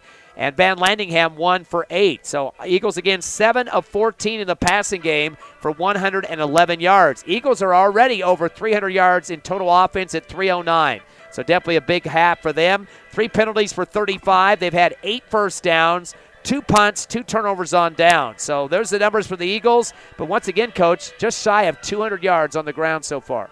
Wow, that is amazing from whence we came. At start of the year, we struggled to run the ball. We were trying to pass it a lot more. And we've seen this transformation as the confidence has grown. And team looks really good doing it at this point of the season. And I would have loved to actually have seen what a full season could have done for this squad. Yeah, 2 wins in a row coming, it looks like, at this point. Artesia last week, a big blowout of the Bulldogs here at Watson Stadium. So definitely things on the up and up, as you mentioned just a few minutes ago, as the Eagles want to close out with a good situation. Some seniors really coming up big as well. Real quickly looking at the scoring in this game, then we'll take a break. Hobbs getting 2 touchdowns in the first quarter, 38-yard run for Travino, and he also followed up with another touchdown as well right after that to make it 12-0 after a 49-yard run. So Eagles were up 12-0 at the end of 1. They missed 2 PATs off missed kicks. Second quarter, a pair of touchdowns, a 24-yard pass to Demetrius Frosto from Colton Graham at the 5:46 mark. They were able to they didn't tack on the PAT. Yes, they did. A 2-point conversion to Frosto after he scored the touchdown, too, and that made it 20-0. And finally, a 28-yard pass from Hedrick from Colton Graham made it 27-0. We'll take a 60-second break and come back live at Watson Stadium as it really cools off quickly here as the sun goes down behind the clouds and the horizon. Come back live with us at Watson Stadium. Make it 2 minutes. 2 minutes left. 2 minutes.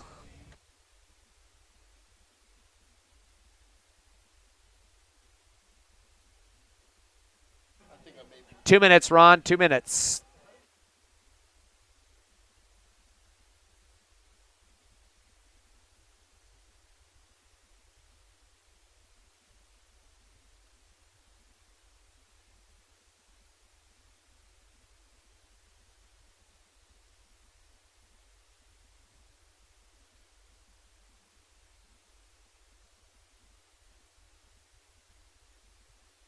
Ron, did you hear 2 minutes? Yes, sir. Thank you.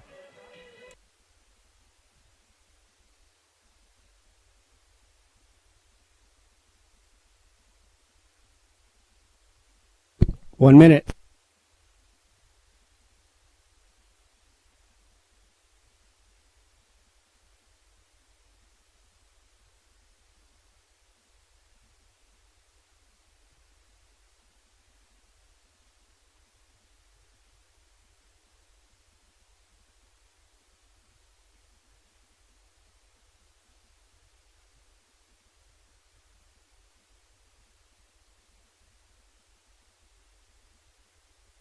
$30.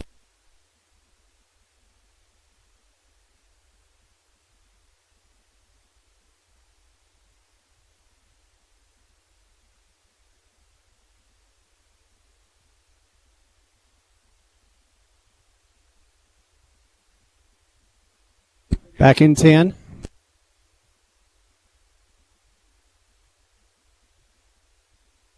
Three, two, one. Welcome back to Watson Stadium. 27-0 your score. The Hobbs Eagles up halftime here and getting ready to start the third quarter, just minutes away. And it's kind of surreal to me that here we are in spring on opening day of baseball, and here we are having a Thursday night football game, and it's a bowl game at that.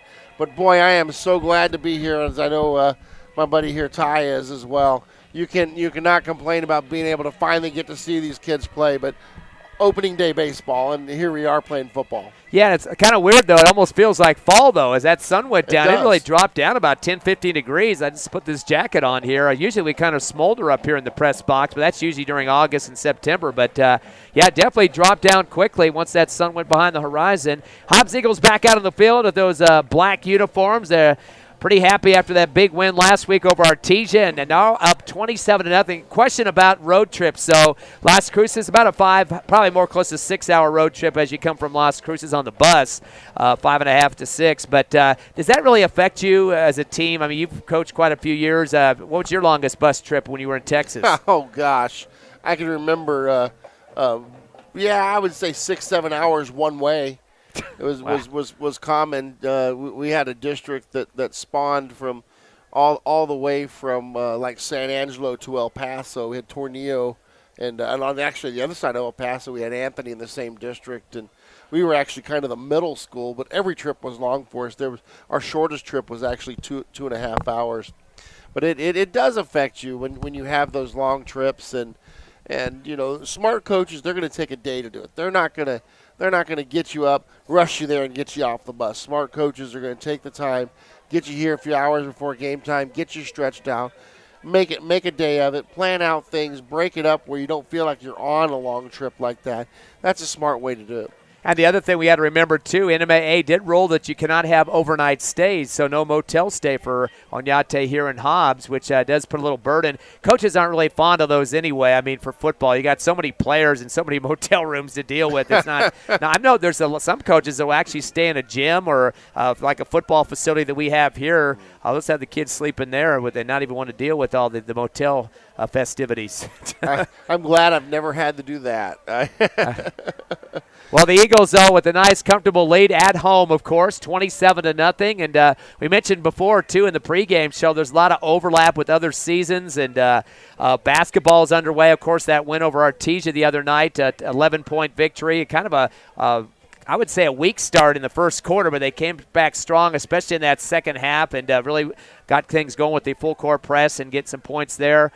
Eagles will be back in action on Saturday as they travel up to Estancia to take on Gallup. We'll have that game around 3:30, which will be on YouTube and as well as HobbsAmerica.com and Cool 95.7. Of course, we also had the Hobbs Lady Eagles with the big win to start, or the second game of the season, but it was its first home game at Tasker. They blew out Artesia. And, boy, they look good doing it. It was a amazing thing to watch those 5 starters on the floor and watch those 5 starters just absolutely crush it.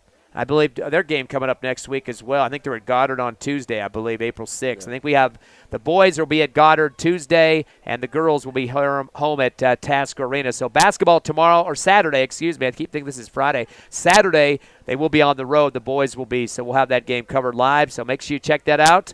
And looks like we're ready for some more football, the final game of the 2021 spring season. One final update here, probably the last one before we get a final on this game. Lovington is now up 30-12. Bloomfield's turned the ball over 5 times. Fourth quarter action, 8 minutes left, and it looks like Lovington's going to come away with the quasi-state championship in Albuquerque. Good place to be, though. You got scouts probably, I'm sure, in the Duke City tonight watching that game, and that's on our sister station, 94.1 KZOR. Ty Friend and Brian Coltrane here at Watson Stadium, and Onate will get a chance to try to get some points back as they will have the first possession of this second half. They have had a fumble on a return, though. They got to be careful. It's a short one, taken at the left hash of the 40, zigzagging around and trying to spin, and finally brought down for the Eagles. Getting in there to make the tackle, Aldo Argot, the linebacker, as kind of getting into a helicopter mode that time as he got the ball. I don't even know if he realized that he had it, but he tucked that thing and kept spinning around before he went down. That was Eric Dominguez, a wide receiver. So Onate will start with good field position, though, Coach, at the 43-yard line.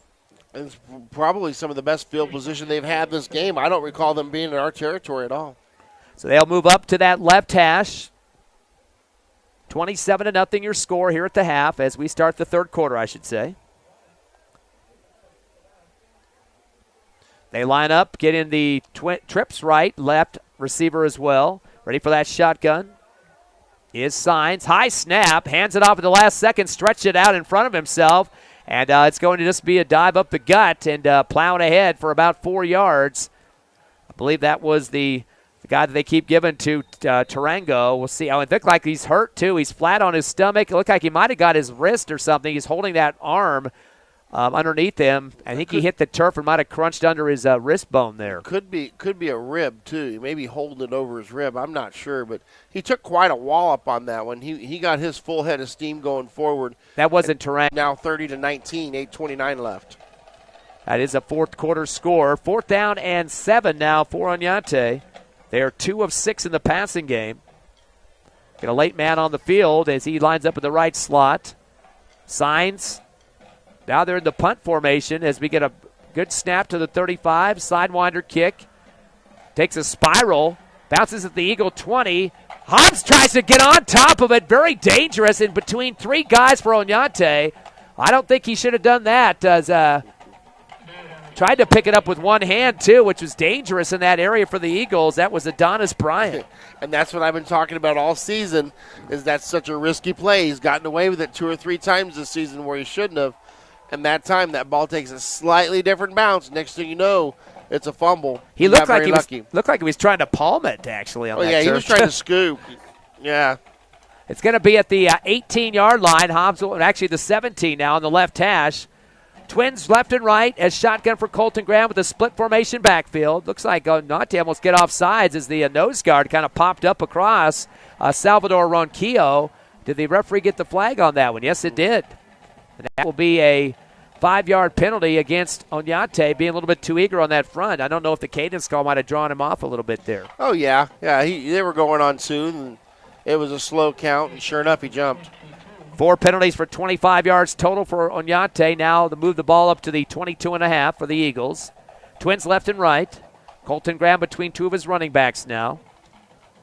Long delay on the count. The Eagles are going to come out of it audible from the near sideline here. Coach Stevens going to reset the offense. Good snap. Hand off to the left back as he goes across the 20. Keeps it up the gut, dragging people with him.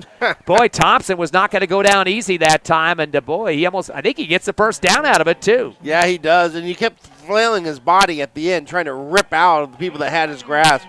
But that tells me the Onate defenders are arm tackling instead of putting the body on him. 7 carries for 9 yards now for Thompson. That was his longest of the night for 7.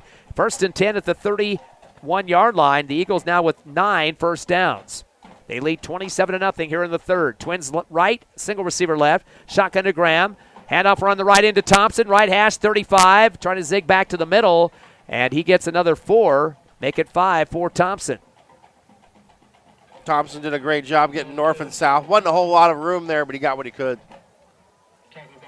Thompson is a junior. He's got one more year as a running back for the Hobbs Eagles as they bring it up to the 36-yard line. And as a coach, how do you deal with your seniors? Do they get automatically more playing time than anybody else, no matter their talent level? Or how do you do that? But, you want to bring them out at some point and let the crowd have them, give them a good cheer. And you got some seniors on the bench that want to get in, too, and you got to play them as well. 2nd and 6 from the 36. Graham back to pass. Throws the out route. Caught by Frost at the 40, 45, 50, far sideline. 40, cuts it back. 35, still on his feet to the 30. That kid will not go down easy.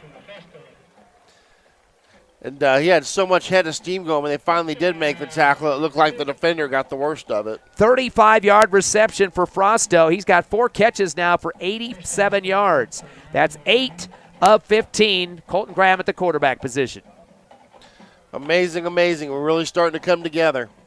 Puts the Eagles at the 136 mark in terms of receptions. 10 first downs as well. Now at the Onate 29. Eagles looking to the sideline. Look at their right wristband as we wait for the shotgun to Graham. Bakes the pass left, hands it off to the right side of the 30. Angle into the 25 and getting across is Thompson as he gets another 6.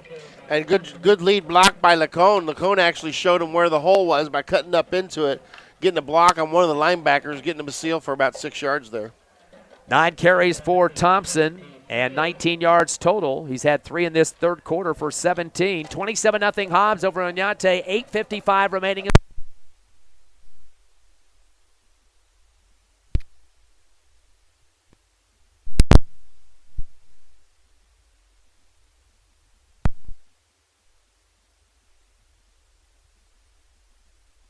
Ready for that shotgun again. Twins left and right. And they pull out of the play call, look to the sideline for the Hobbs Eagles. Coach Stevens barking out some orders. Shotgun, Graham, handoff on the delay. Thompson tries to get up the middle, but he's sideswiped in the backfield. Good read for the Knights defense to get through, and getting through for the Knights, Albert Fernandez, the defensive tack. That was actually Lacone on the carry, and he's usually really good about avoiding contact when that happens, and unfortunately, Lacone couldn't get actually out to the outside at all. Thompson loses 2 on the play. 3rd down and 12 now at the 22-yard line. Ready for that shotgun once again. Twins left and right. 5 in the box for the Knights. 3-step drop for Graham. Dancing around the pocket. Backs it up to the 35. He's going to fire the out route high and off the fingertips again of Travino. And Travino's starting to get a little bit unhappy because he was open momentarily. Kind of a tight throw there for Graham, but unfortunately sells. Open, he tucked it, and he knew he was going to get the first down. I think he was kind of surprised how easy he danced into the end zone. 5 carries for 46 yards and a TD for Graham. Of course, he's also thrown for a touchdown. As we wait the PAT for Van Landingham. 23, or make it 33-0 for the Eagles, and make it 34 if he can put this one through. Frosto's the man who'll hold for him. Kick is up. And the kick is good. So the Hobbs Eagles extend the lead here at the TJ Parks Bowl. 33-0. 7:21 remaining in the third quarter. We're coming back live in 60 seconds on the Hobbs Eagle Network. Clear.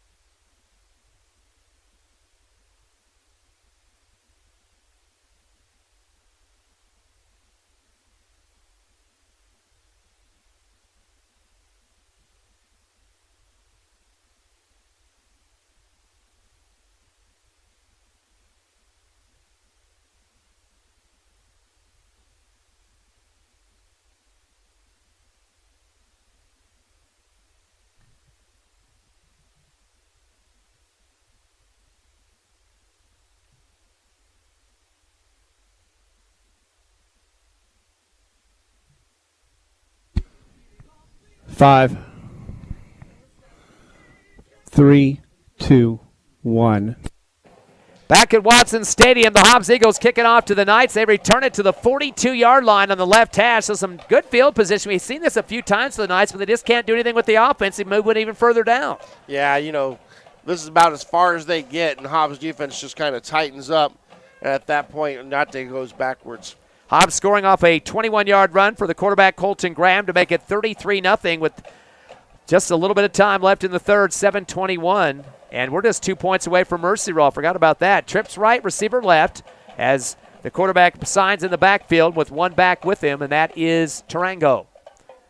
Rolling left, signs, he wants to throw. The out route right to a Hobbs Eagles gets deflected on the near side near the 50-yard line, and whopping it down to the ground was Kenyon Singleton, the linebacker. He was like a center fielder just waiting to make the catch there, but I don't know if it got caught in the lights or what. I think he wanted to make the snag. He only was able to get one paw on it. Couldn't quite curl it down, and that ball had a lot of mustard in there. Onate 2 of 7 in the passing game for 20 yards. Second down and 10 now from their own 42. Hobbs up 33-0. Trips right, receiver left for signs. Claps his hands, gets the snap, hands it off. No, pulls it out at the last second, throws the slant route to the 50. That'll be a first down pickup plus. Make it 13 yards on the reception for the Onate Knights.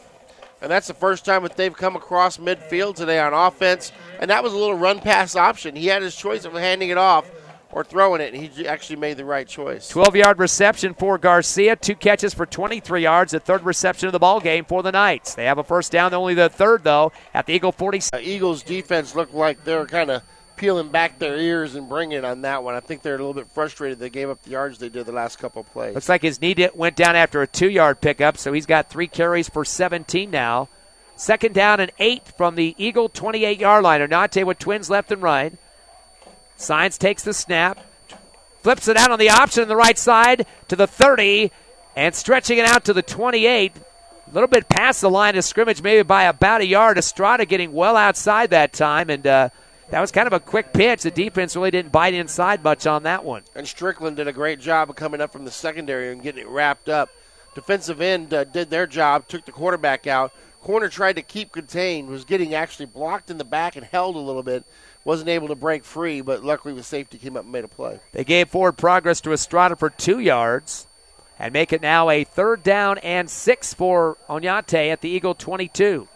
Correction, 26. Hobbs faithful getting into it now. Twins left, receiver right. Signs will take the shotgun, stays in the pocket. He's going to get flushed out to the left to the 30 on the near side, tucks the football, and then dives down to get away from the pressure. And he had 3 guys angling at him that time, somebody on his ankles and somebody from the top. I believe the guy that got him from the bottom was Adonis Bryan, and the guy that got him from the chest plate and going hard to him was the linebacker Aldo Argot. I don't know if he got anything on that play. It looks like nothing, no gain. Oh, yeah, we did a great job of stringing it out. Good job by the defense of reading it and coming up and making the play. Kind of wondering why the quarterback Signs always takes a shotgun snap by getting down in a quick crouch right before he catches. I don't know how that helps him. Maybe springing off with the ball or something. But fourth down and 6 now from the 26. On the left hash, Signs in that shotgun. He turns and fakes the pass, rolls left. He wants to run up the middle, 25, and dropped at the 23, way short of the first down. He needed to get to the 21. And they may be spotting it there. That Whoa. far side referee's liberal got it spot. close. Yeah. That's a liberal spot. Oh, that could even move it up more to the 20.5-yard line. So they're going to give him the 6. Yeah. And, with a 34-point lead here, this is kind of a moot point, but we certainly want the shutout. 34-0 with 3:54 remaining. 1 point away. I keep saying 33. Should be 34. I missed the PAT a few minutes ago. They gave him the first down there. So that will be first down number 5. 3 on this drive for the Onate Knights, their most effective drive of the ball game. First and 10 now from the 20-yard line. Shotgun to Signs. He's going to loft it out to the left corner of the end zone. His receiver, one hand, catches it. No, they're going to say he was out of bounds. He caught that with his left bicep. Wow. The ball was thrown low. He looked like he caught it in stride on that near sideline of the end zone. I don't even think the official was really turned to it, and the defender and the receiver both hadn't even turned around to look for the ball. Here's the thing. He hit the pylon before he made the catch because he knocked the pylon down. So he may have stepped out of bounds and then kind of come back in and made the catch. But, boy, that ball was thrown down towards bicep. He just kind of reached his arm out in stride, and it was caught catch, right there. Yeah, without a doubt. And I figured out the quarterback's crouch. He does that so he's in position for the handoff. 2nd down and 10 now from the 20 of the Eagles. Shotgun, give it up the gut, and that drive ahead for Estrada. He's met by the wall. Maybe some forward progress. The spotting has been kind of liberal here in this third quarter, as they're going to give him a couple of yards on that one, maybe just one for Estrada. He's got 4 carries here in the second half for 18 yards, 20 overall on the ground, and now a 3rd down and 8 for Onate. And again, this hurry-up offense continues to go on. Yeah. The zone read's not been there the entire second half. 3rd down and 8 from the 19 on the left hash. Shotgun, signs, 2-step drop. Stays pocket, then flushed right. He's going to throw it right to the Hobbs Eagles at the 10, 15.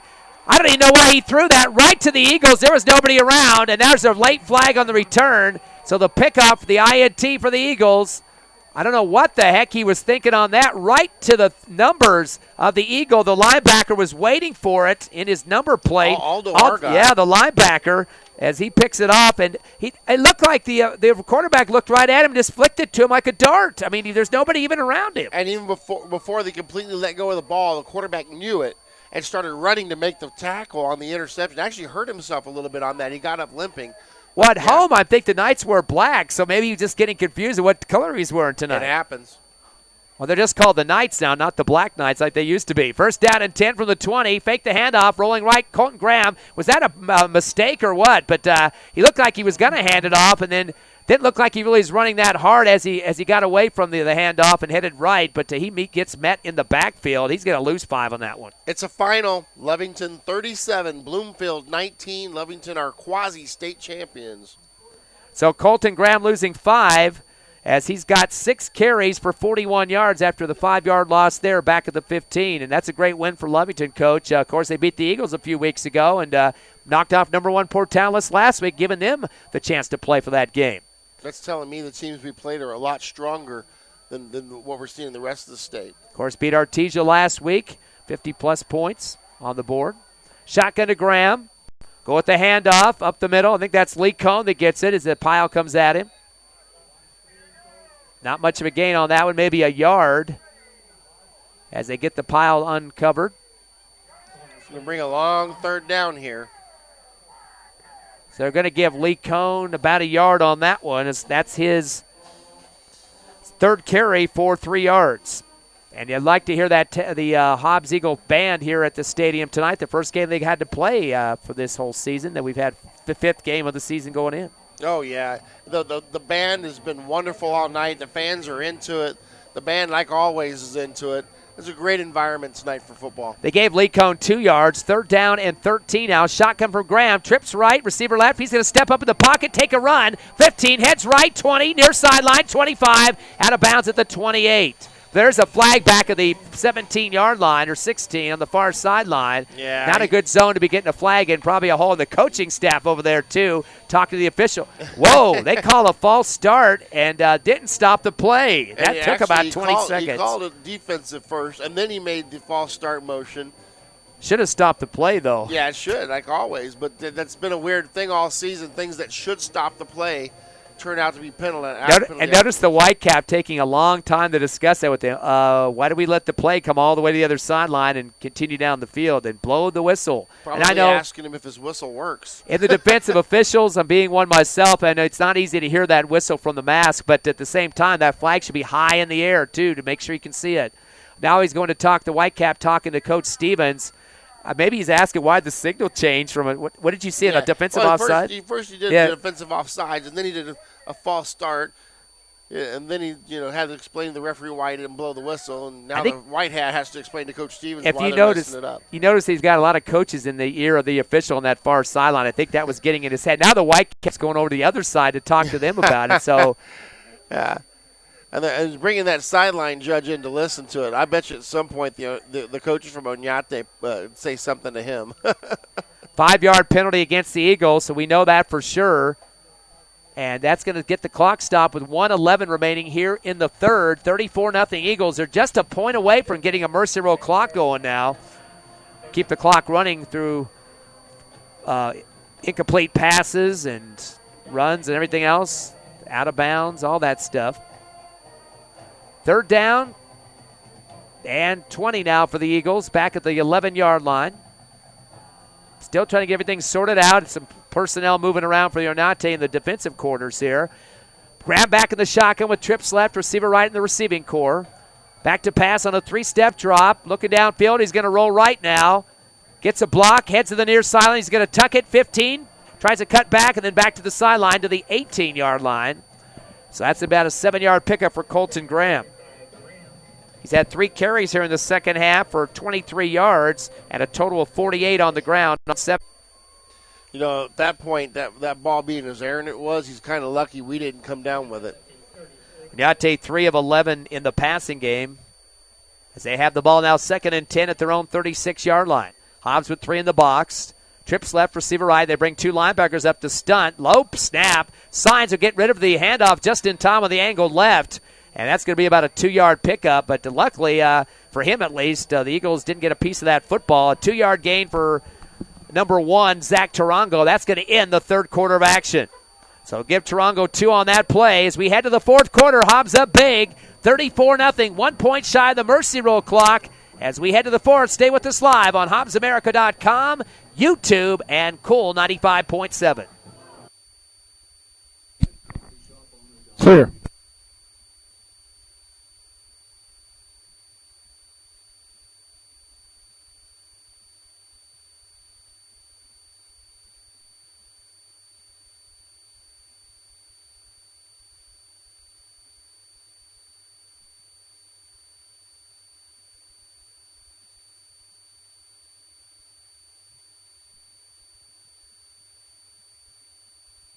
$30.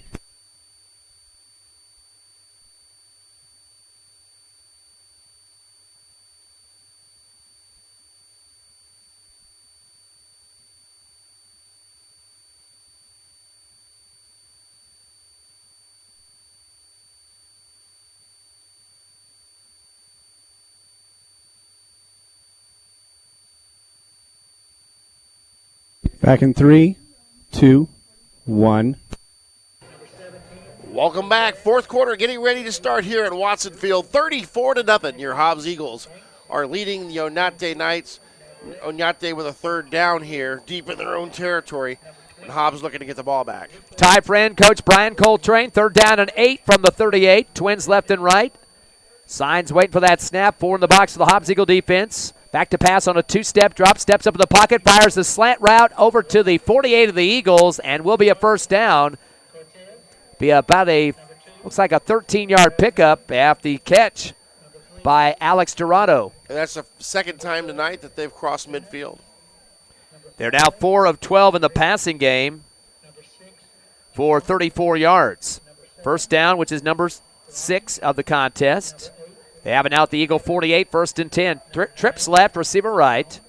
Signs takes his time as he looks down the line. Hand off on the left side. Going up the middle now to the 45, 40. And getting kind of tumbled forward is Tarango. Up for another 8. And Tarango's really been a workhorse. You know, I hadn't seen very many other backs come in for them. They're, I guess, very thin in the backfield. Picking him up, Blake Hensley on the tackle for the Eagles. And Blake, of course, coming back next year. 6'2", 215 pounds. He's a good one to have back. 2nd down and 2 now from the 39-yard line. Shotgun for Signs. The lead handoff up the right hash, and enough for the first down plus. 3-yard pickup. Look like Blakely there on the tackle. That was Tarango on the carry for Onate, as he now has 33 yards on the ground on 13 carries. I know these seniors would love to get out of here with a shutout tonight. Let's see what they can do on this possession. 7 first downs for the Knights, now at the Eagle 35 on the right hash. Twins left, 1 receiver right. Signs in the backfield on the play. No, that is one of the Onate Knights. They peeled back and got a block behind, right behind the play. It wasn't a bad one. It was close to the play. The guy could have made a tackle, but he got leveled, and I think that kid's out. Braden Strickland, the INT on that far sideline, the second INT for the Hobbs Eagles in this game. Also 2 fumble recoveries, so 4 turnovers for Onate. As, again, that was the second INT that was pretty much thrown to the Eagle defender. Yeah, he did a great job on the return. He plowed several people. He wasn't trying to make anybody miss at all. But I tell you what, after seeing that hit right on the edge of the play, I'm kind of worried about this young man. He got his bell rung. Number 84 is the Onate Knights. That's that big kid. He's getting up, and he's on his own power here. That is Michael Lopez, 6'1" junior wide receiver. But they got him up, but he's still woozy, and you can tell he doesn't feel very good.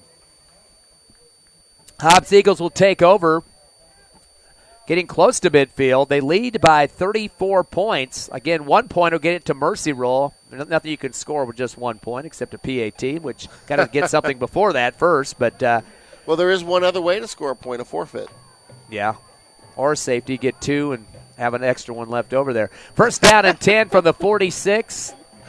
But they're not playing defense right now, right? Yeah, there you go. Put a man in motion right to left to fake the handoff. Colton Graham's going to tuck it and go to the 50, 45, right hash 40, sideline, 35, 30, 25, 20. There's a touchdown coming, 10, 5, touchdown. We were talking about it, and he gets it. 54 yards for Colton Graham off that right hash. Colton Graham heard you say something about 2, and he says, hey, I'll just give you 6. Unbelievable there as Graham just kind of pulled away from the crowd and accelerated on that right hash, headed a little bit toward the far sideline in front of the Onate bench. And this is going to a mercy roll situation. Get that clock running here in this last quarter of the 2021 spring season. Yeah. I tell you what, I don't think I've ever left a football game at night when it wasn't past 9 o'clock. We may actually get out of here before 9 o'clock. Coach, it started at 6, though. Come on, you forgot about that. That's not the time change either. Van Landingham gets his kick blocked. It was blocked by the Onate Knights, and try to see who that. Figure out how to finish what you start, and a sign of a good team as you do that. First down and 10, balls at the 37, making the 38-yard line for the Onate Knights. Big hole to dig out of, down by 40. Hobbs will put 3 in the front box defensively. Knights will send 3 to the right side and 1 to the left in the receiving core. And back to the shotgun goes Signs. Signs is a senior and a 2-way starter, by the way. He also plays cornerback. Takes the hand out, throws it down the middle, a little post route, short post at the 45 through the outstretched hands of the receiver. Not doing themselves any help there. Some of those catches should have been made, and Onate not able to convert on that one as the pass was intended for Marcus Ramondo. They're now 8 of 18 in the passing game. And, you know, Matthew Signs is a little frustrated after that play. He kind of did some jumping up and down and was pretty animated. I don't think he was happy with the situation. Second down and 10 for the Knights at their own 40. You're making the 37-yard line. Back live here at Watson Stadium. I think I've been off the air for just a couple of minutes. Is the running around the end for the Knights. The break a tackle. Ramondo to the 50, 45, 40, and run out of bounds at the 35-yard line. Looks like a 25-yard run for him. And you know what? Great job there. Was that the quarterback Signs that did that, or was it? Looked like they brought. I think that time it was the that other back, Strada. He gets 24, so give it to him. 24-yard pickup, and that will move the chains for the Knights. That's their 8th first down. They'll mark it at the 38-yard line of the Eagles. Again, clock is definitely not to the advantage of the Knights with a mercy roll running. If they get out of bounds, it's going to still run. 8:25 and ticking, 40-0 Hobbs. At the 38 of the Eagles now, the Knights. Trips right, receiver left. Signs back in shotgun, taking a lot of time to get this snap, though. One-step drop. Pump fakes left. Backs it up to the 48. Rolls right now. Throws it on the run, on the out route, but over to the Hobbs Eagle bench. Way over the top of the head of Eric Dominguez, the intended receiver on the near sideline. Cheerleaders almost caught that one. And he took a hit as he let that go. Blakely got into his grill and made him pay for tossing that one around. Second down and 10 now for the Knights at their Eagles 38-yard line on the left hash. Again, even with that incomplete pass, Coach, clock is running. And it took a little bit of time for the referees to get that back to be remarked. Referees taking their sweet old time. 7:30 remaining. Second down and 10 now from the 38. Trips right, receiver left. Signs of getting the backfield along with his running back, Tarango. Looks on both sides of his line. Give the handoff up the middle. Actually, that was to Estrada as he goes through the pile. Now, one of the Eagles is pointing that they might have got a fumble recovery here. I'm not seeing that from the official. Yes, it is. Fumble recovery for the Eagles. They never quite got the handoff there. As soon as they tried to. Brian in his first carry of this ball game. Another senior, by the way. Wow. Just amazing. I think they brought him in to let him have a go ahead and have a little run. That'd be a great way to end your career, or your last career carry as a touchdown. So Adonis Bryant with the rushing touchdown. Eagles going up big here, 46-0. Second touchdown here of the fourth quarter, I should say. Van Landingham to attempt the PAT. It's up, and it is good. So put another one in the books for the Hobbs Eagles. 6 minutes remaining of this Mercy Roll game. Hobbs leading Onate 47-0. The TJ Parks Bowl here at Watson Stadium. Back in 30 seconds. Clear.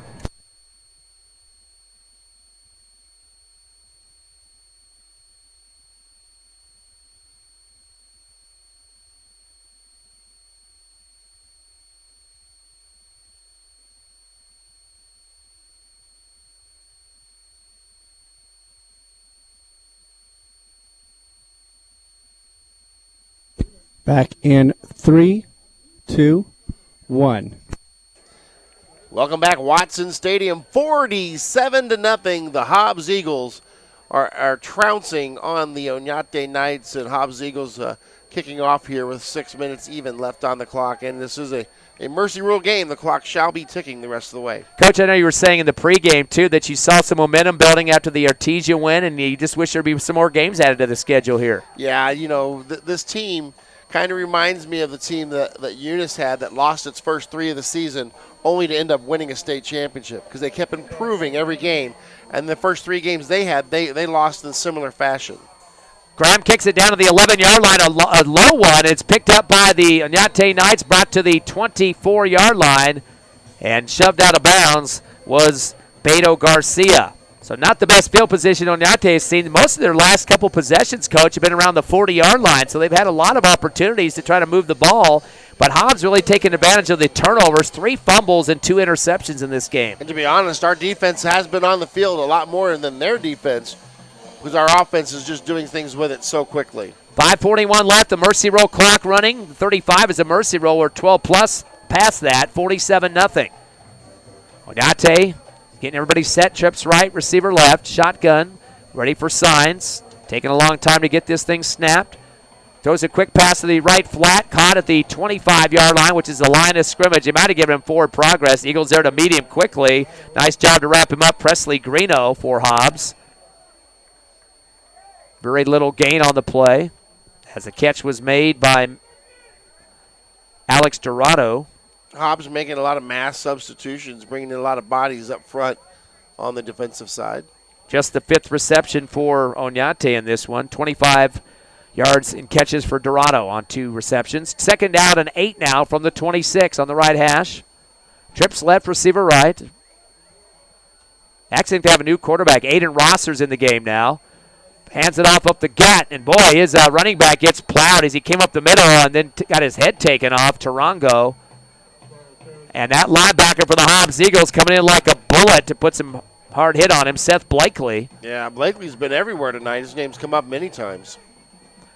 They will give him 3 on the carry for Tarango. Onate taking their time, no longer running the no huddle. Tarango with 37 yards on the ground for the Knights. 2nd down, or make it 3rd down and 5 now from the 30. Hobbs will put 4 in the front box defensively. Twins left and right in the receiving core for Onate. Rosser will pitch it out on the option to the right across the 30-yard line, and not a kind of an straight-up run there, not really getting down to get some good hard yardage as Tarango looked like he was just happy to get hit and go down and not take a major lick. Yeah, they were coming on him, too. I think he saw that, and he did the smart thing and just avoided injury at this point. 1-yard pickup for him on that one as Kenyon Singleton was in there to put a blow on him. That's his 2nd wrap-up. 4th down. And about 4 yards, make it 3 now for Onate at their own 32-yard line on the right hash. Clock is down to 3:30 left, 47-0 Eagles over the Knights. Trips left, receiver right. Rosser taking his time. Boy, a lot of time here. And they're just going to pull out of the offense and look at the sideline. Want to get a change of the call. I think they're trying to just run out the clock here so they can punt. Field clock's down to 1 second. Do they call the timeout? Why the heck are you doing that? Well, they were trying to get us to jump off sides. We didn't do it, and he just ran the clock down so that they can kick it. not going for it? Normally you do that in a competitive game. I don't know about doing that when you're down 47-0, and I'm not sure what you have to gain by calling a timeout. And then you turn around and send your team back on the field. You're not even doing anything with the timeout. Well, what you have to gain is 3 yards for a first down. And like you said, 47-0. What the heck are you doing? I mean, unless you're worried that Hobbs is going to put the game away with another score and this way down here. And basically that would be it because 50-plus is a game over. Well, I mean, they tried it. They did a hard count. They did a hard count twice. We didn't jump, and he called a timeout. And you do that in a competitive game. Yep.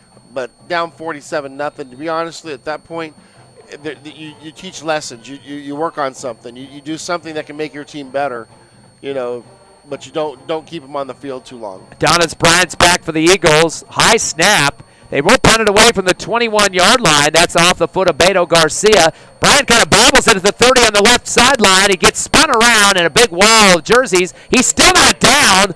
Hey, boy, putting up a valiant effort there. He finally gets swamped as about 3 or 4 others jump on the pile to put him to the turf, and he comes up a little wobbly as Bryant's not scared, and he was the guy that ran in the end zone a few minutes ago with that number 1 up in the air. Oh, absolutely. And I think he thought he was really going to break free and get something out of that, but, man, Onate brought about 10 jerseys to get him there. Coach, I would think you just keep this on the ground for the rest of the game. They have brought in a new quarterback, Ethan Van Landingham. He's just a sophomore, of course. He's been doing the kicking chores for the Eagles, also a wide receiver, too, as he'll step up as the quarterback, getting his first opportunity this season at that position. 1st and 10 from the 30. They have a late man. Oh, no, man in motion. Then a sub came in, coming around from left to right. Manny Valdivia around the right side, 30, 35, 40. And he's trot down at the 42-yard line, a 12-yard pickup going from left to right around the end. It was nice to see him getting the carry there. Coach giving the senior a nod, giving him the ball. And, Valdivia doing the best he could with that. So 12 yards, gets a first down for the Eagles. That's their 12th of the ball game. Torque taking their time. They do go up the line of scrimmage, and a couple of the Onate Knights are on the Eagles side of the football listening in, and the referees didn't tell them to back up either. I mean, they were right in they weren't doing a full huddle. It was just about 4 linemen getting together. But first down and 10 for the Eagles at their own 42, leading big time here, 47-0. Bad snap, and Van Landingham, I don't know if he got it quick enough. He was trying to pick it up. He got pretty much steamrolled, and he'll be dropped in the backfield. Again, he wasn't going down on top of the football like he should have, swooping over it. He was kind of just leaning from his waist and kind of reaching down, which is going to get your head taken off. I don't think he was ready for the ball. It kind of surprised him that it came. His hands weren't even up when the ball was snapped. So Van Landingham will lose a couple, make it 4 on the play. Of course, he is a sophomore. Took a lick on that one. 2nd down and 14. They're going to go up the middle with a handoff and about a 2-yard pickup, flat on his back, his helmet hitting the 40-yard line. And that was Diego Baeza. He is a sophomore running back, 5'6", 145 on that carry. So Baeza gets 2. And that picks up some of the negative yards that were dropped on the fumble just a second ago. 3rd down and 3 now, 13 I should say, for the Eagles at their own 39. They're just taking some time looking at the sideline to Coach Stevens. With 37 seconds remaining, Hobbs will have to get at least one more play here as they lead 47-0 in this mercy roll shortened game. And they're doing the honorable thing here. They're extending it out. They're not trying to get too many plays in. This will probably be the last play of the game. Van Landingham will take the shotgun snap. Puts a man in motion right to left. He's going back to pass. Rolling right. Now he's going to tuck it. 35. Dragging people to the 40. And he'll get about 2 more on top of his numbers. Nobody went out for a pass. I think it was supposed to be a run play of some sort. He looked. There was no receivers and realized it and started running. Oh, we got a timeout on Onate. Coach, what's the strategy here? I don't think it's timeout. I think he ran out of bounds and stopped. No, the official put his 2 arms out towards Onate and blew his whistle a couple times. He did stop the clock. 3 seconds remaining and a 4th down, and Hobbs still has the football. So what the heck are you calling that for? I'm going to do my inner Harry Doyle. And they call a timeout because, well, I don't know why they called a timeout. You can hear the fans and some booing in the background here. They don't like, I don't know if it's a sportsmanship issue or what. They think the coach is just trying to stir things up. Maybe he's trying to get some kids on the field, seniors or something on the defense that haven't got a shot but yet. You know what? As slow as things have been, you could have done that. I don't know. And the type of person I am, when somebody calls a timeout with 3 seconds in a game like this and it's like that, there's a part of me that just says, okay, put the start. And I always stop myself. You take it personal and you want to do something with it, and then logic kicks in. I'm going to be the better man. Send the guys out there, down it, and be done. Get the victory formation, down it, and be done. 47-0 to score. 4th down and 11 for the Eagles at their own 41. Man in motion right to left. Go with the handoff. Breaking a tackle to the right side to the 50. And that's going to be about it for the Eagles. That will be about an 8-yard pickup as we see who comes out of the pile here. Go Baeza again. Yeah, Baeza, 8 yards. So he finished up 2 carries for 10 to finish up the 2021 season. The gun sounds here at Watson Stadium as the Hobbs Eagles win the T.J. Parks Bowl game at Watson, 47-0 over Onate. Eagles winning 2 games in a row, one against Artesia, one against the Knights to finish up the season. The Knights drop to 0-4. We will take a 3-minute break, come back with the Hobbs Eagle post-game show on Cool 95.7, HobbsAmerica.com, and on YouTube. Clear.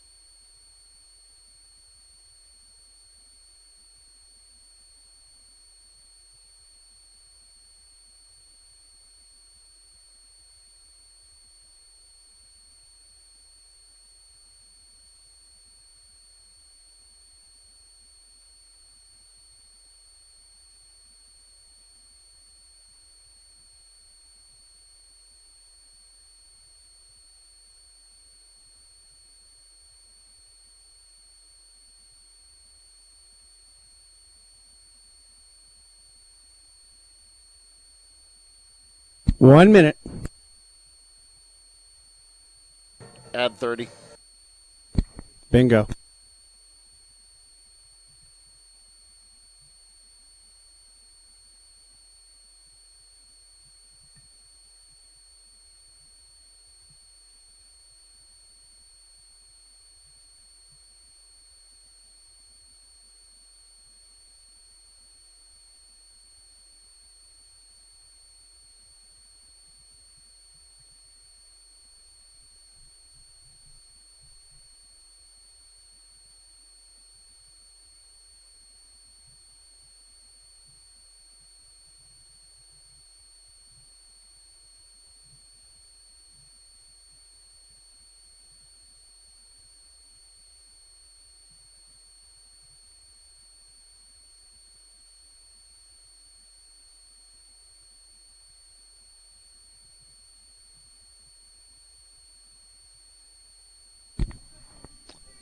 30.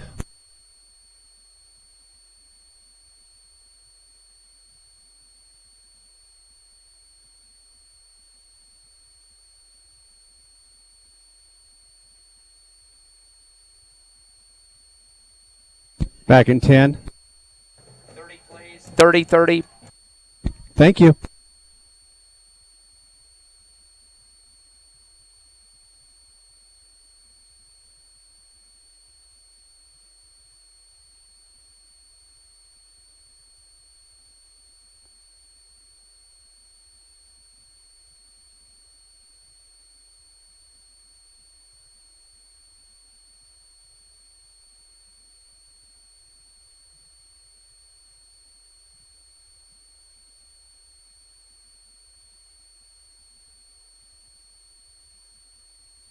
$30.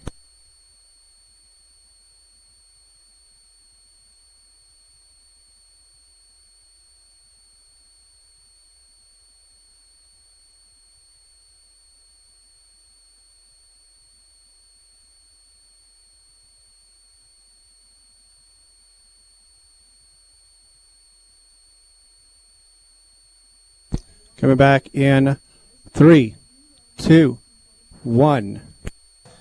Welcome back to Watson Stadium. Last game of the season, the TJ Parks Bowl, and the Hobbs Eagles 47, the Onate Knights 0, as the Hobbs Eagles finish with a 2-3 record on the season. Yeah, big game for the Eagles to finish it up here in that win streak, I should say. The Eagles over 500 yards of total offense in this one. A great way to finish up at the stadium. And, of course, 47-zip over Onate. The Knights haven't got a game under their belts with a W this season, 0-4. Hobbs gets their second win on 5 games in this one, so definitely a good finish. Let's get the stats out here quickly, and we'll talk about some seniors as well. First of all, for Onate, really not a big game offensively whatsoever. Strada had the most yardage with 6 carries for 44 yards. Tarango, 16 carries for 38, and Signs, the quarterback, 7 carries for 24. So unofficially, 106 yards on the ground for the Onate Knights. They did complete 5 of 16 passes in this game for 47 yards. Dorado had 2 catches for 15, Garcia 2 for 23, and also Dominguez 1 for 9. So, again, 5 of 16 in the passing game for 47, 153 yards of total offense. But the problem was the turnovers. 3 fumbles, 1 of those were on special teams, 2 interceptions thrown right to the Eagles on top of that. Onate did manage 8 first downs in the game, 3 of those on one of their last drives of the fourth quarter, and they finished up with 5 penalties for 35 yards. They also had 4 punts and 1 turnover on downs.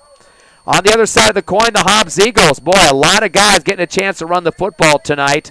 In fact, it was 9 players that got to run the football tonight. Leading the numbers, triple digits for Travino. 8 carries for 123 yards. He had 2 touchdowns of 38 and 49 yards. All of those numbers, though, were in the first half, so they had other guys stepping up in the second half, but still a big night for him, triple digits in just 2 quarters of rushing the football, I should say. Graham, 8 carries for 94 yards. Very strong game for him as well. He had a couple of rushing touchdowns, 21 yards and 46 yards. Demetrius Frosto, another senior, 4 carries for 48 yards, a long of 20. He definitely was getting his work coming around the ends as usual. A couple other guys that get in the books tonight. Baeza came in late. He had 2 carries for 10 yards. Valdivia, how do you say his last name, Coach? I always butcher that. Valdivia? Valdivia. Valdivia. I always get the wrong pronunciation there. 1 carry for 12 yards. He came in late as well. And let's see if anybody else recorded some numbers. Lee Cohn had 3 carries for 4 yards. And I think that just about wraps it up. Oh, Thompson, forgot him. 10 carries for 17 yards. So, again, 9 players getting in the books on the rushing side tonight as they finished up unofficially with 39 carries and 370 yards on the ground. So that's a team that was lighting up the numbers with the passing game of the last few seasons, and complete difference when it comes to those numbers tonight 370 unofficially. Passing game, Eagles got 4 receptions for Frosto for 87 yards, a 24-yard touchdown catch as well in stride. Hedrick had a catch for 28 yards and a touchdown. Travino caught a snag for 8 yards. Thompson 1 for 15, and Van Landingham, who also came in late at a backup quarterback position, he had a catch for 8 yards. The Eagles were 8 of 18 for 146 yards in the air, a total of 516 yards of offense, again compared to 153 for the Onate Knights. Eagles had 3 punts, 2 turnovers on downs, and had 12 first downs. Hobbs ended up with just 4 penalties for 40 yards. They really cleaned up their act compared to last week. So a complete rout for the Eagles, a mercy roll victory, 47-0. You can't be much better than that on your home field to finish up the season. It's certainly the way you want to finish out this career for the seniors. And watching them walk off the field, a lot of the seniors stopped, got to the end of the field, turned around, and took one last look. Definitely something that is going to remind them that they had a great finish to the season. Of course, they're ripping up the track here at Watson Stadium. That was one reason they might not have hosted this game, but at the last minute, it was decided to do it. They Gene Strickland, the assistant superintendent, decided to hold off on the track a little bit and give the time for the team to play some football here, which is definitely something you want to do with your home fans. Yeah, the moment you said that, I looked down and realized that half the track is gone. Cement. Did not even notice that the entire game. I was so focused on football. Well, let's focus on the seniors now, Coach. About 17 of them will be have played their last game tonight. Adonis Bryant, of course, that big return man, got a touchdown tonight. Of course, Brian running one rush in this ball game and galloping into the end zone, putting the number 1 in the air. A 64-yard run for the Eagles. Definitely very exciting for him to get that. And, again, a lot of the time spent on the special teams offensively as well. So you got to love that one. Again, 64 yards for him in the ball game. Manny Valdivia, of course, wide receiver and free safety, getting some action in this one as well. Hunter Wright, very strong free safety for the Eagles, one of the leaders in tackles on the season. Again, spark plug Demetrius Frosto. Not only was he a receiver, got around the football, coming out of that slot position too. Also played a little defense when needed. Colton Graham. Of course, the quarter. Oh, sorry, he's not a senior. Move him off the list. He's back next year. That's a good sign for the Eagles. Braden Strickland, cornerback, had an interception in this game. He had several other ones throughout the season. And definitely a big kid when it comes to being at the right place at the right time. One of the leaders in tackles on the team as well.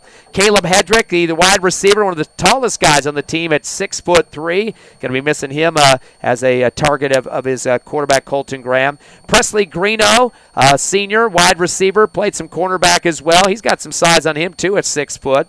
Isaiah Lacone really coming on this year as a running back for the Hobbs Eagles, and his grandmother is my boss at the alternative school. I know she was very excited to be out there on the field with him last week when they had their senior night and getting some airtime with him. Definitely a real good kid. Trey Jett, one of the top linebackers for the Eagles, had a sack tonight, had a couple of tackles added to his name, and definitely a guy who can get in the backfield. He's got some size at 6'3", 215. Guy we talked about a lot this season, another linebacker, number 34, Seth Blakely, a few tackles tonight, and he tends to be on the leaderboard when it comes to wrap-ups for the Hobbs Eagles. Moving on down the list, Darius Mackey. I know his name came up tonight. You had a couple good comments to say about him from that line. You know, that's a kid that came into high school as a quarterback and gave up, his position to do what the team needed and switched positions to help out the team. It shows you a lot about his heart and character. I know some of the linemen don't get the praise they deserve, but kids like Nathaniel Jenks, 205, some beef up front for you. Gabriel Perez, another offensive lineman at 260. Juan Gonzalez, the nose guard, again, he's a fire plug up front. Not a tall kid at 5'9", but he's packing 300 pounds, and he doesn't waddle around. He gets after people. And he's actually got a lot of movement to him. He was actually a goalie in soccer, played for the soccer team as a freshman and didn't play football, came back to the team, I believe as a junior, and came back to the Hobbs football. Yeah, one of the most fleet-footed kids out there, and of course, the defense itself from the front has been very moved around quite a bit this year. That's definitely a plus for their program. Carter Johnson, defensive lineman as well. God, we got a lot of big kids this year. 6'1", 265, so definitely a plus on him. Cutter Cruz, wide receiver, 6'2", definitely another guy with some size, and that just about wraps up our list. Do a quick scan, Coach, so I didn't make any mistakes here. I didn't see any more. We apologize if there is somebody that we missed in here. We went through the roster, and those are all the seniors that we've seen. Yeah, so there's some very key names, especially on the offensive side there, and a couple guys on the defense too that always shoes to fill with the program year after year. But Coach Stevens got down to the nuts and bolts. Lost a couple games early on. Always going to be tough against Lovington, a tough matchup with them, and when it came down to it, got the big one against Artesia, and then won this one against Onate for the bowl game here. So got to be kind of a thumbs up as the season came to a close tonight. You're pointing the ship in the right direction. And once the team learned how to win, they were able to obviously replicate it and do so in glorious fashion. So at this point, I think he's got the things going the way he wants them. Hopefully next year's crew can step up and continue the momentum. Of course, he's got his quarterback back, and I know it's the most glorified position on the field, but it's nice to have somebody that understands what's going on. And again, we had some great scoring tonight, too, from some of these guys like Colton Graham. The Eagles had the first 2 touchdowns of the game. Travino, 36, and then a 49-yarder. So by the time the first quarter was done, he was already at 85 yards and 2 touchdowns. Eagles added on 2 more in the second quarter. Frosto getting a touchdown off of a 24-yard pass. Also got a 2-point conversion right after that. Hedrick coming up with a 28-yarder too, being a senior. That's definitely a big plus for him. Hobbs up 27-0 at the half. Second half, third quarter, Colton Graham on a 21-yard run made it 34-0. Graham returns it with a 46-yard run after that as well to make it 40-0. And then finally we mentioned Adonis Bryant, the senior, 64 yards for a touchdown up the near sideline to make it 47-0 in a mercy rule victory. So lots of seniors involved in those numbers. Colton Graham, of course, a junior, but again, a great way to finish up a season. That does wrap up football on the radio. We got a lot more basketball to be talking about. The Hobbs boys will be on the road day after tomorrow, Saturday, 3:30 start time. They'll be in Estancia, don't want to go too far north. Estancia taking on Gallup, so definitely want to catch that game. About 3:20 on the pregame show. We'll have it here on Cool 95.7, also on YouTube, HobbsAmerica.com. Hobbs also back in action Tuesday night. They'll be up in Goddard to take on the Rockets. At the same time, you'll be here at Task Arena, Coach, for the Hobbs Lady Eagles, who are on a 2-0 run right now. Yeah, man, they've shown that they're just looking to reload and go for that second state championship in a row. Hobbs boys won the district championship, so they're getting their spot in the state tournament coming up this next week. We should also mention, too, the cross-country championships are going on, too, up in the northern part of the state as well. So lots of good things going on for Hobbs sports. And, again, everything's kind of overlapping this year. That's the way it works. And a very quick season, about a month for football, about the same for basketball. The state championship tournament will be like May 6th or something for basketball this year. What, a couple of weeks, about a week and a half or 2 weeks away from graduation. We're going to have that going on. So kind of a fast and furious spring, and hopefully it'll warm up just a little bit more. Got kind of cool here tonight, kind of a fall situation. We'd like to thank our sponsors of Hobbs Eagle football throughout the season, including IPS, XL Energy, Hobbs Rental, Eunice Pump and Supply, Outlaw Grill, Lasco Construction, NMJC, Fulco Trucking, Albertsons Market, Marker Services and Air Conditioning, Cappuccino Coffee House, Rena Center, TDS, A-Tech Air Conditioning, Lee County State Bank, and Forest Tire. Also a reminder, too, the Lovington Wildcats getting a big win tonight over Bloomfield for the, I guess you could say, the unofficial state championship. So congratulations to that squad after a great season in Lee County as well. Final comments from you, Coach Coltrane, as we go off the air for football this season. You know, watching a couple seniors still on the field, and they went and dove on the H just as the lights went down. I mean, that's kind of a fitting end to your career there. So, and it's just that's just what it is. You know, these kids have given their all and have left it on the field, and to me, that's just a fitting way to go. Here's a tissue, Coach. Again, final score tonight, big win, 47-0. Eagles defeat Onate to finish up with 2 wins on the season. Thanks a lot to Ron Gunner back at the station. He's the behind-the-scenes man, keeps our scoring going for us, everything on the air, and we appreciate him. He's still going to be with us for the rest of the sporting seasons as well, so he's going to be a big boon to us back there at Knowmark Central. And again, for Coach Mr. Coltrane and myself, Ty Friend, we're out the door. Have a great weekend out there, and get ready for Hobbs Eagle basketball here in just a few days.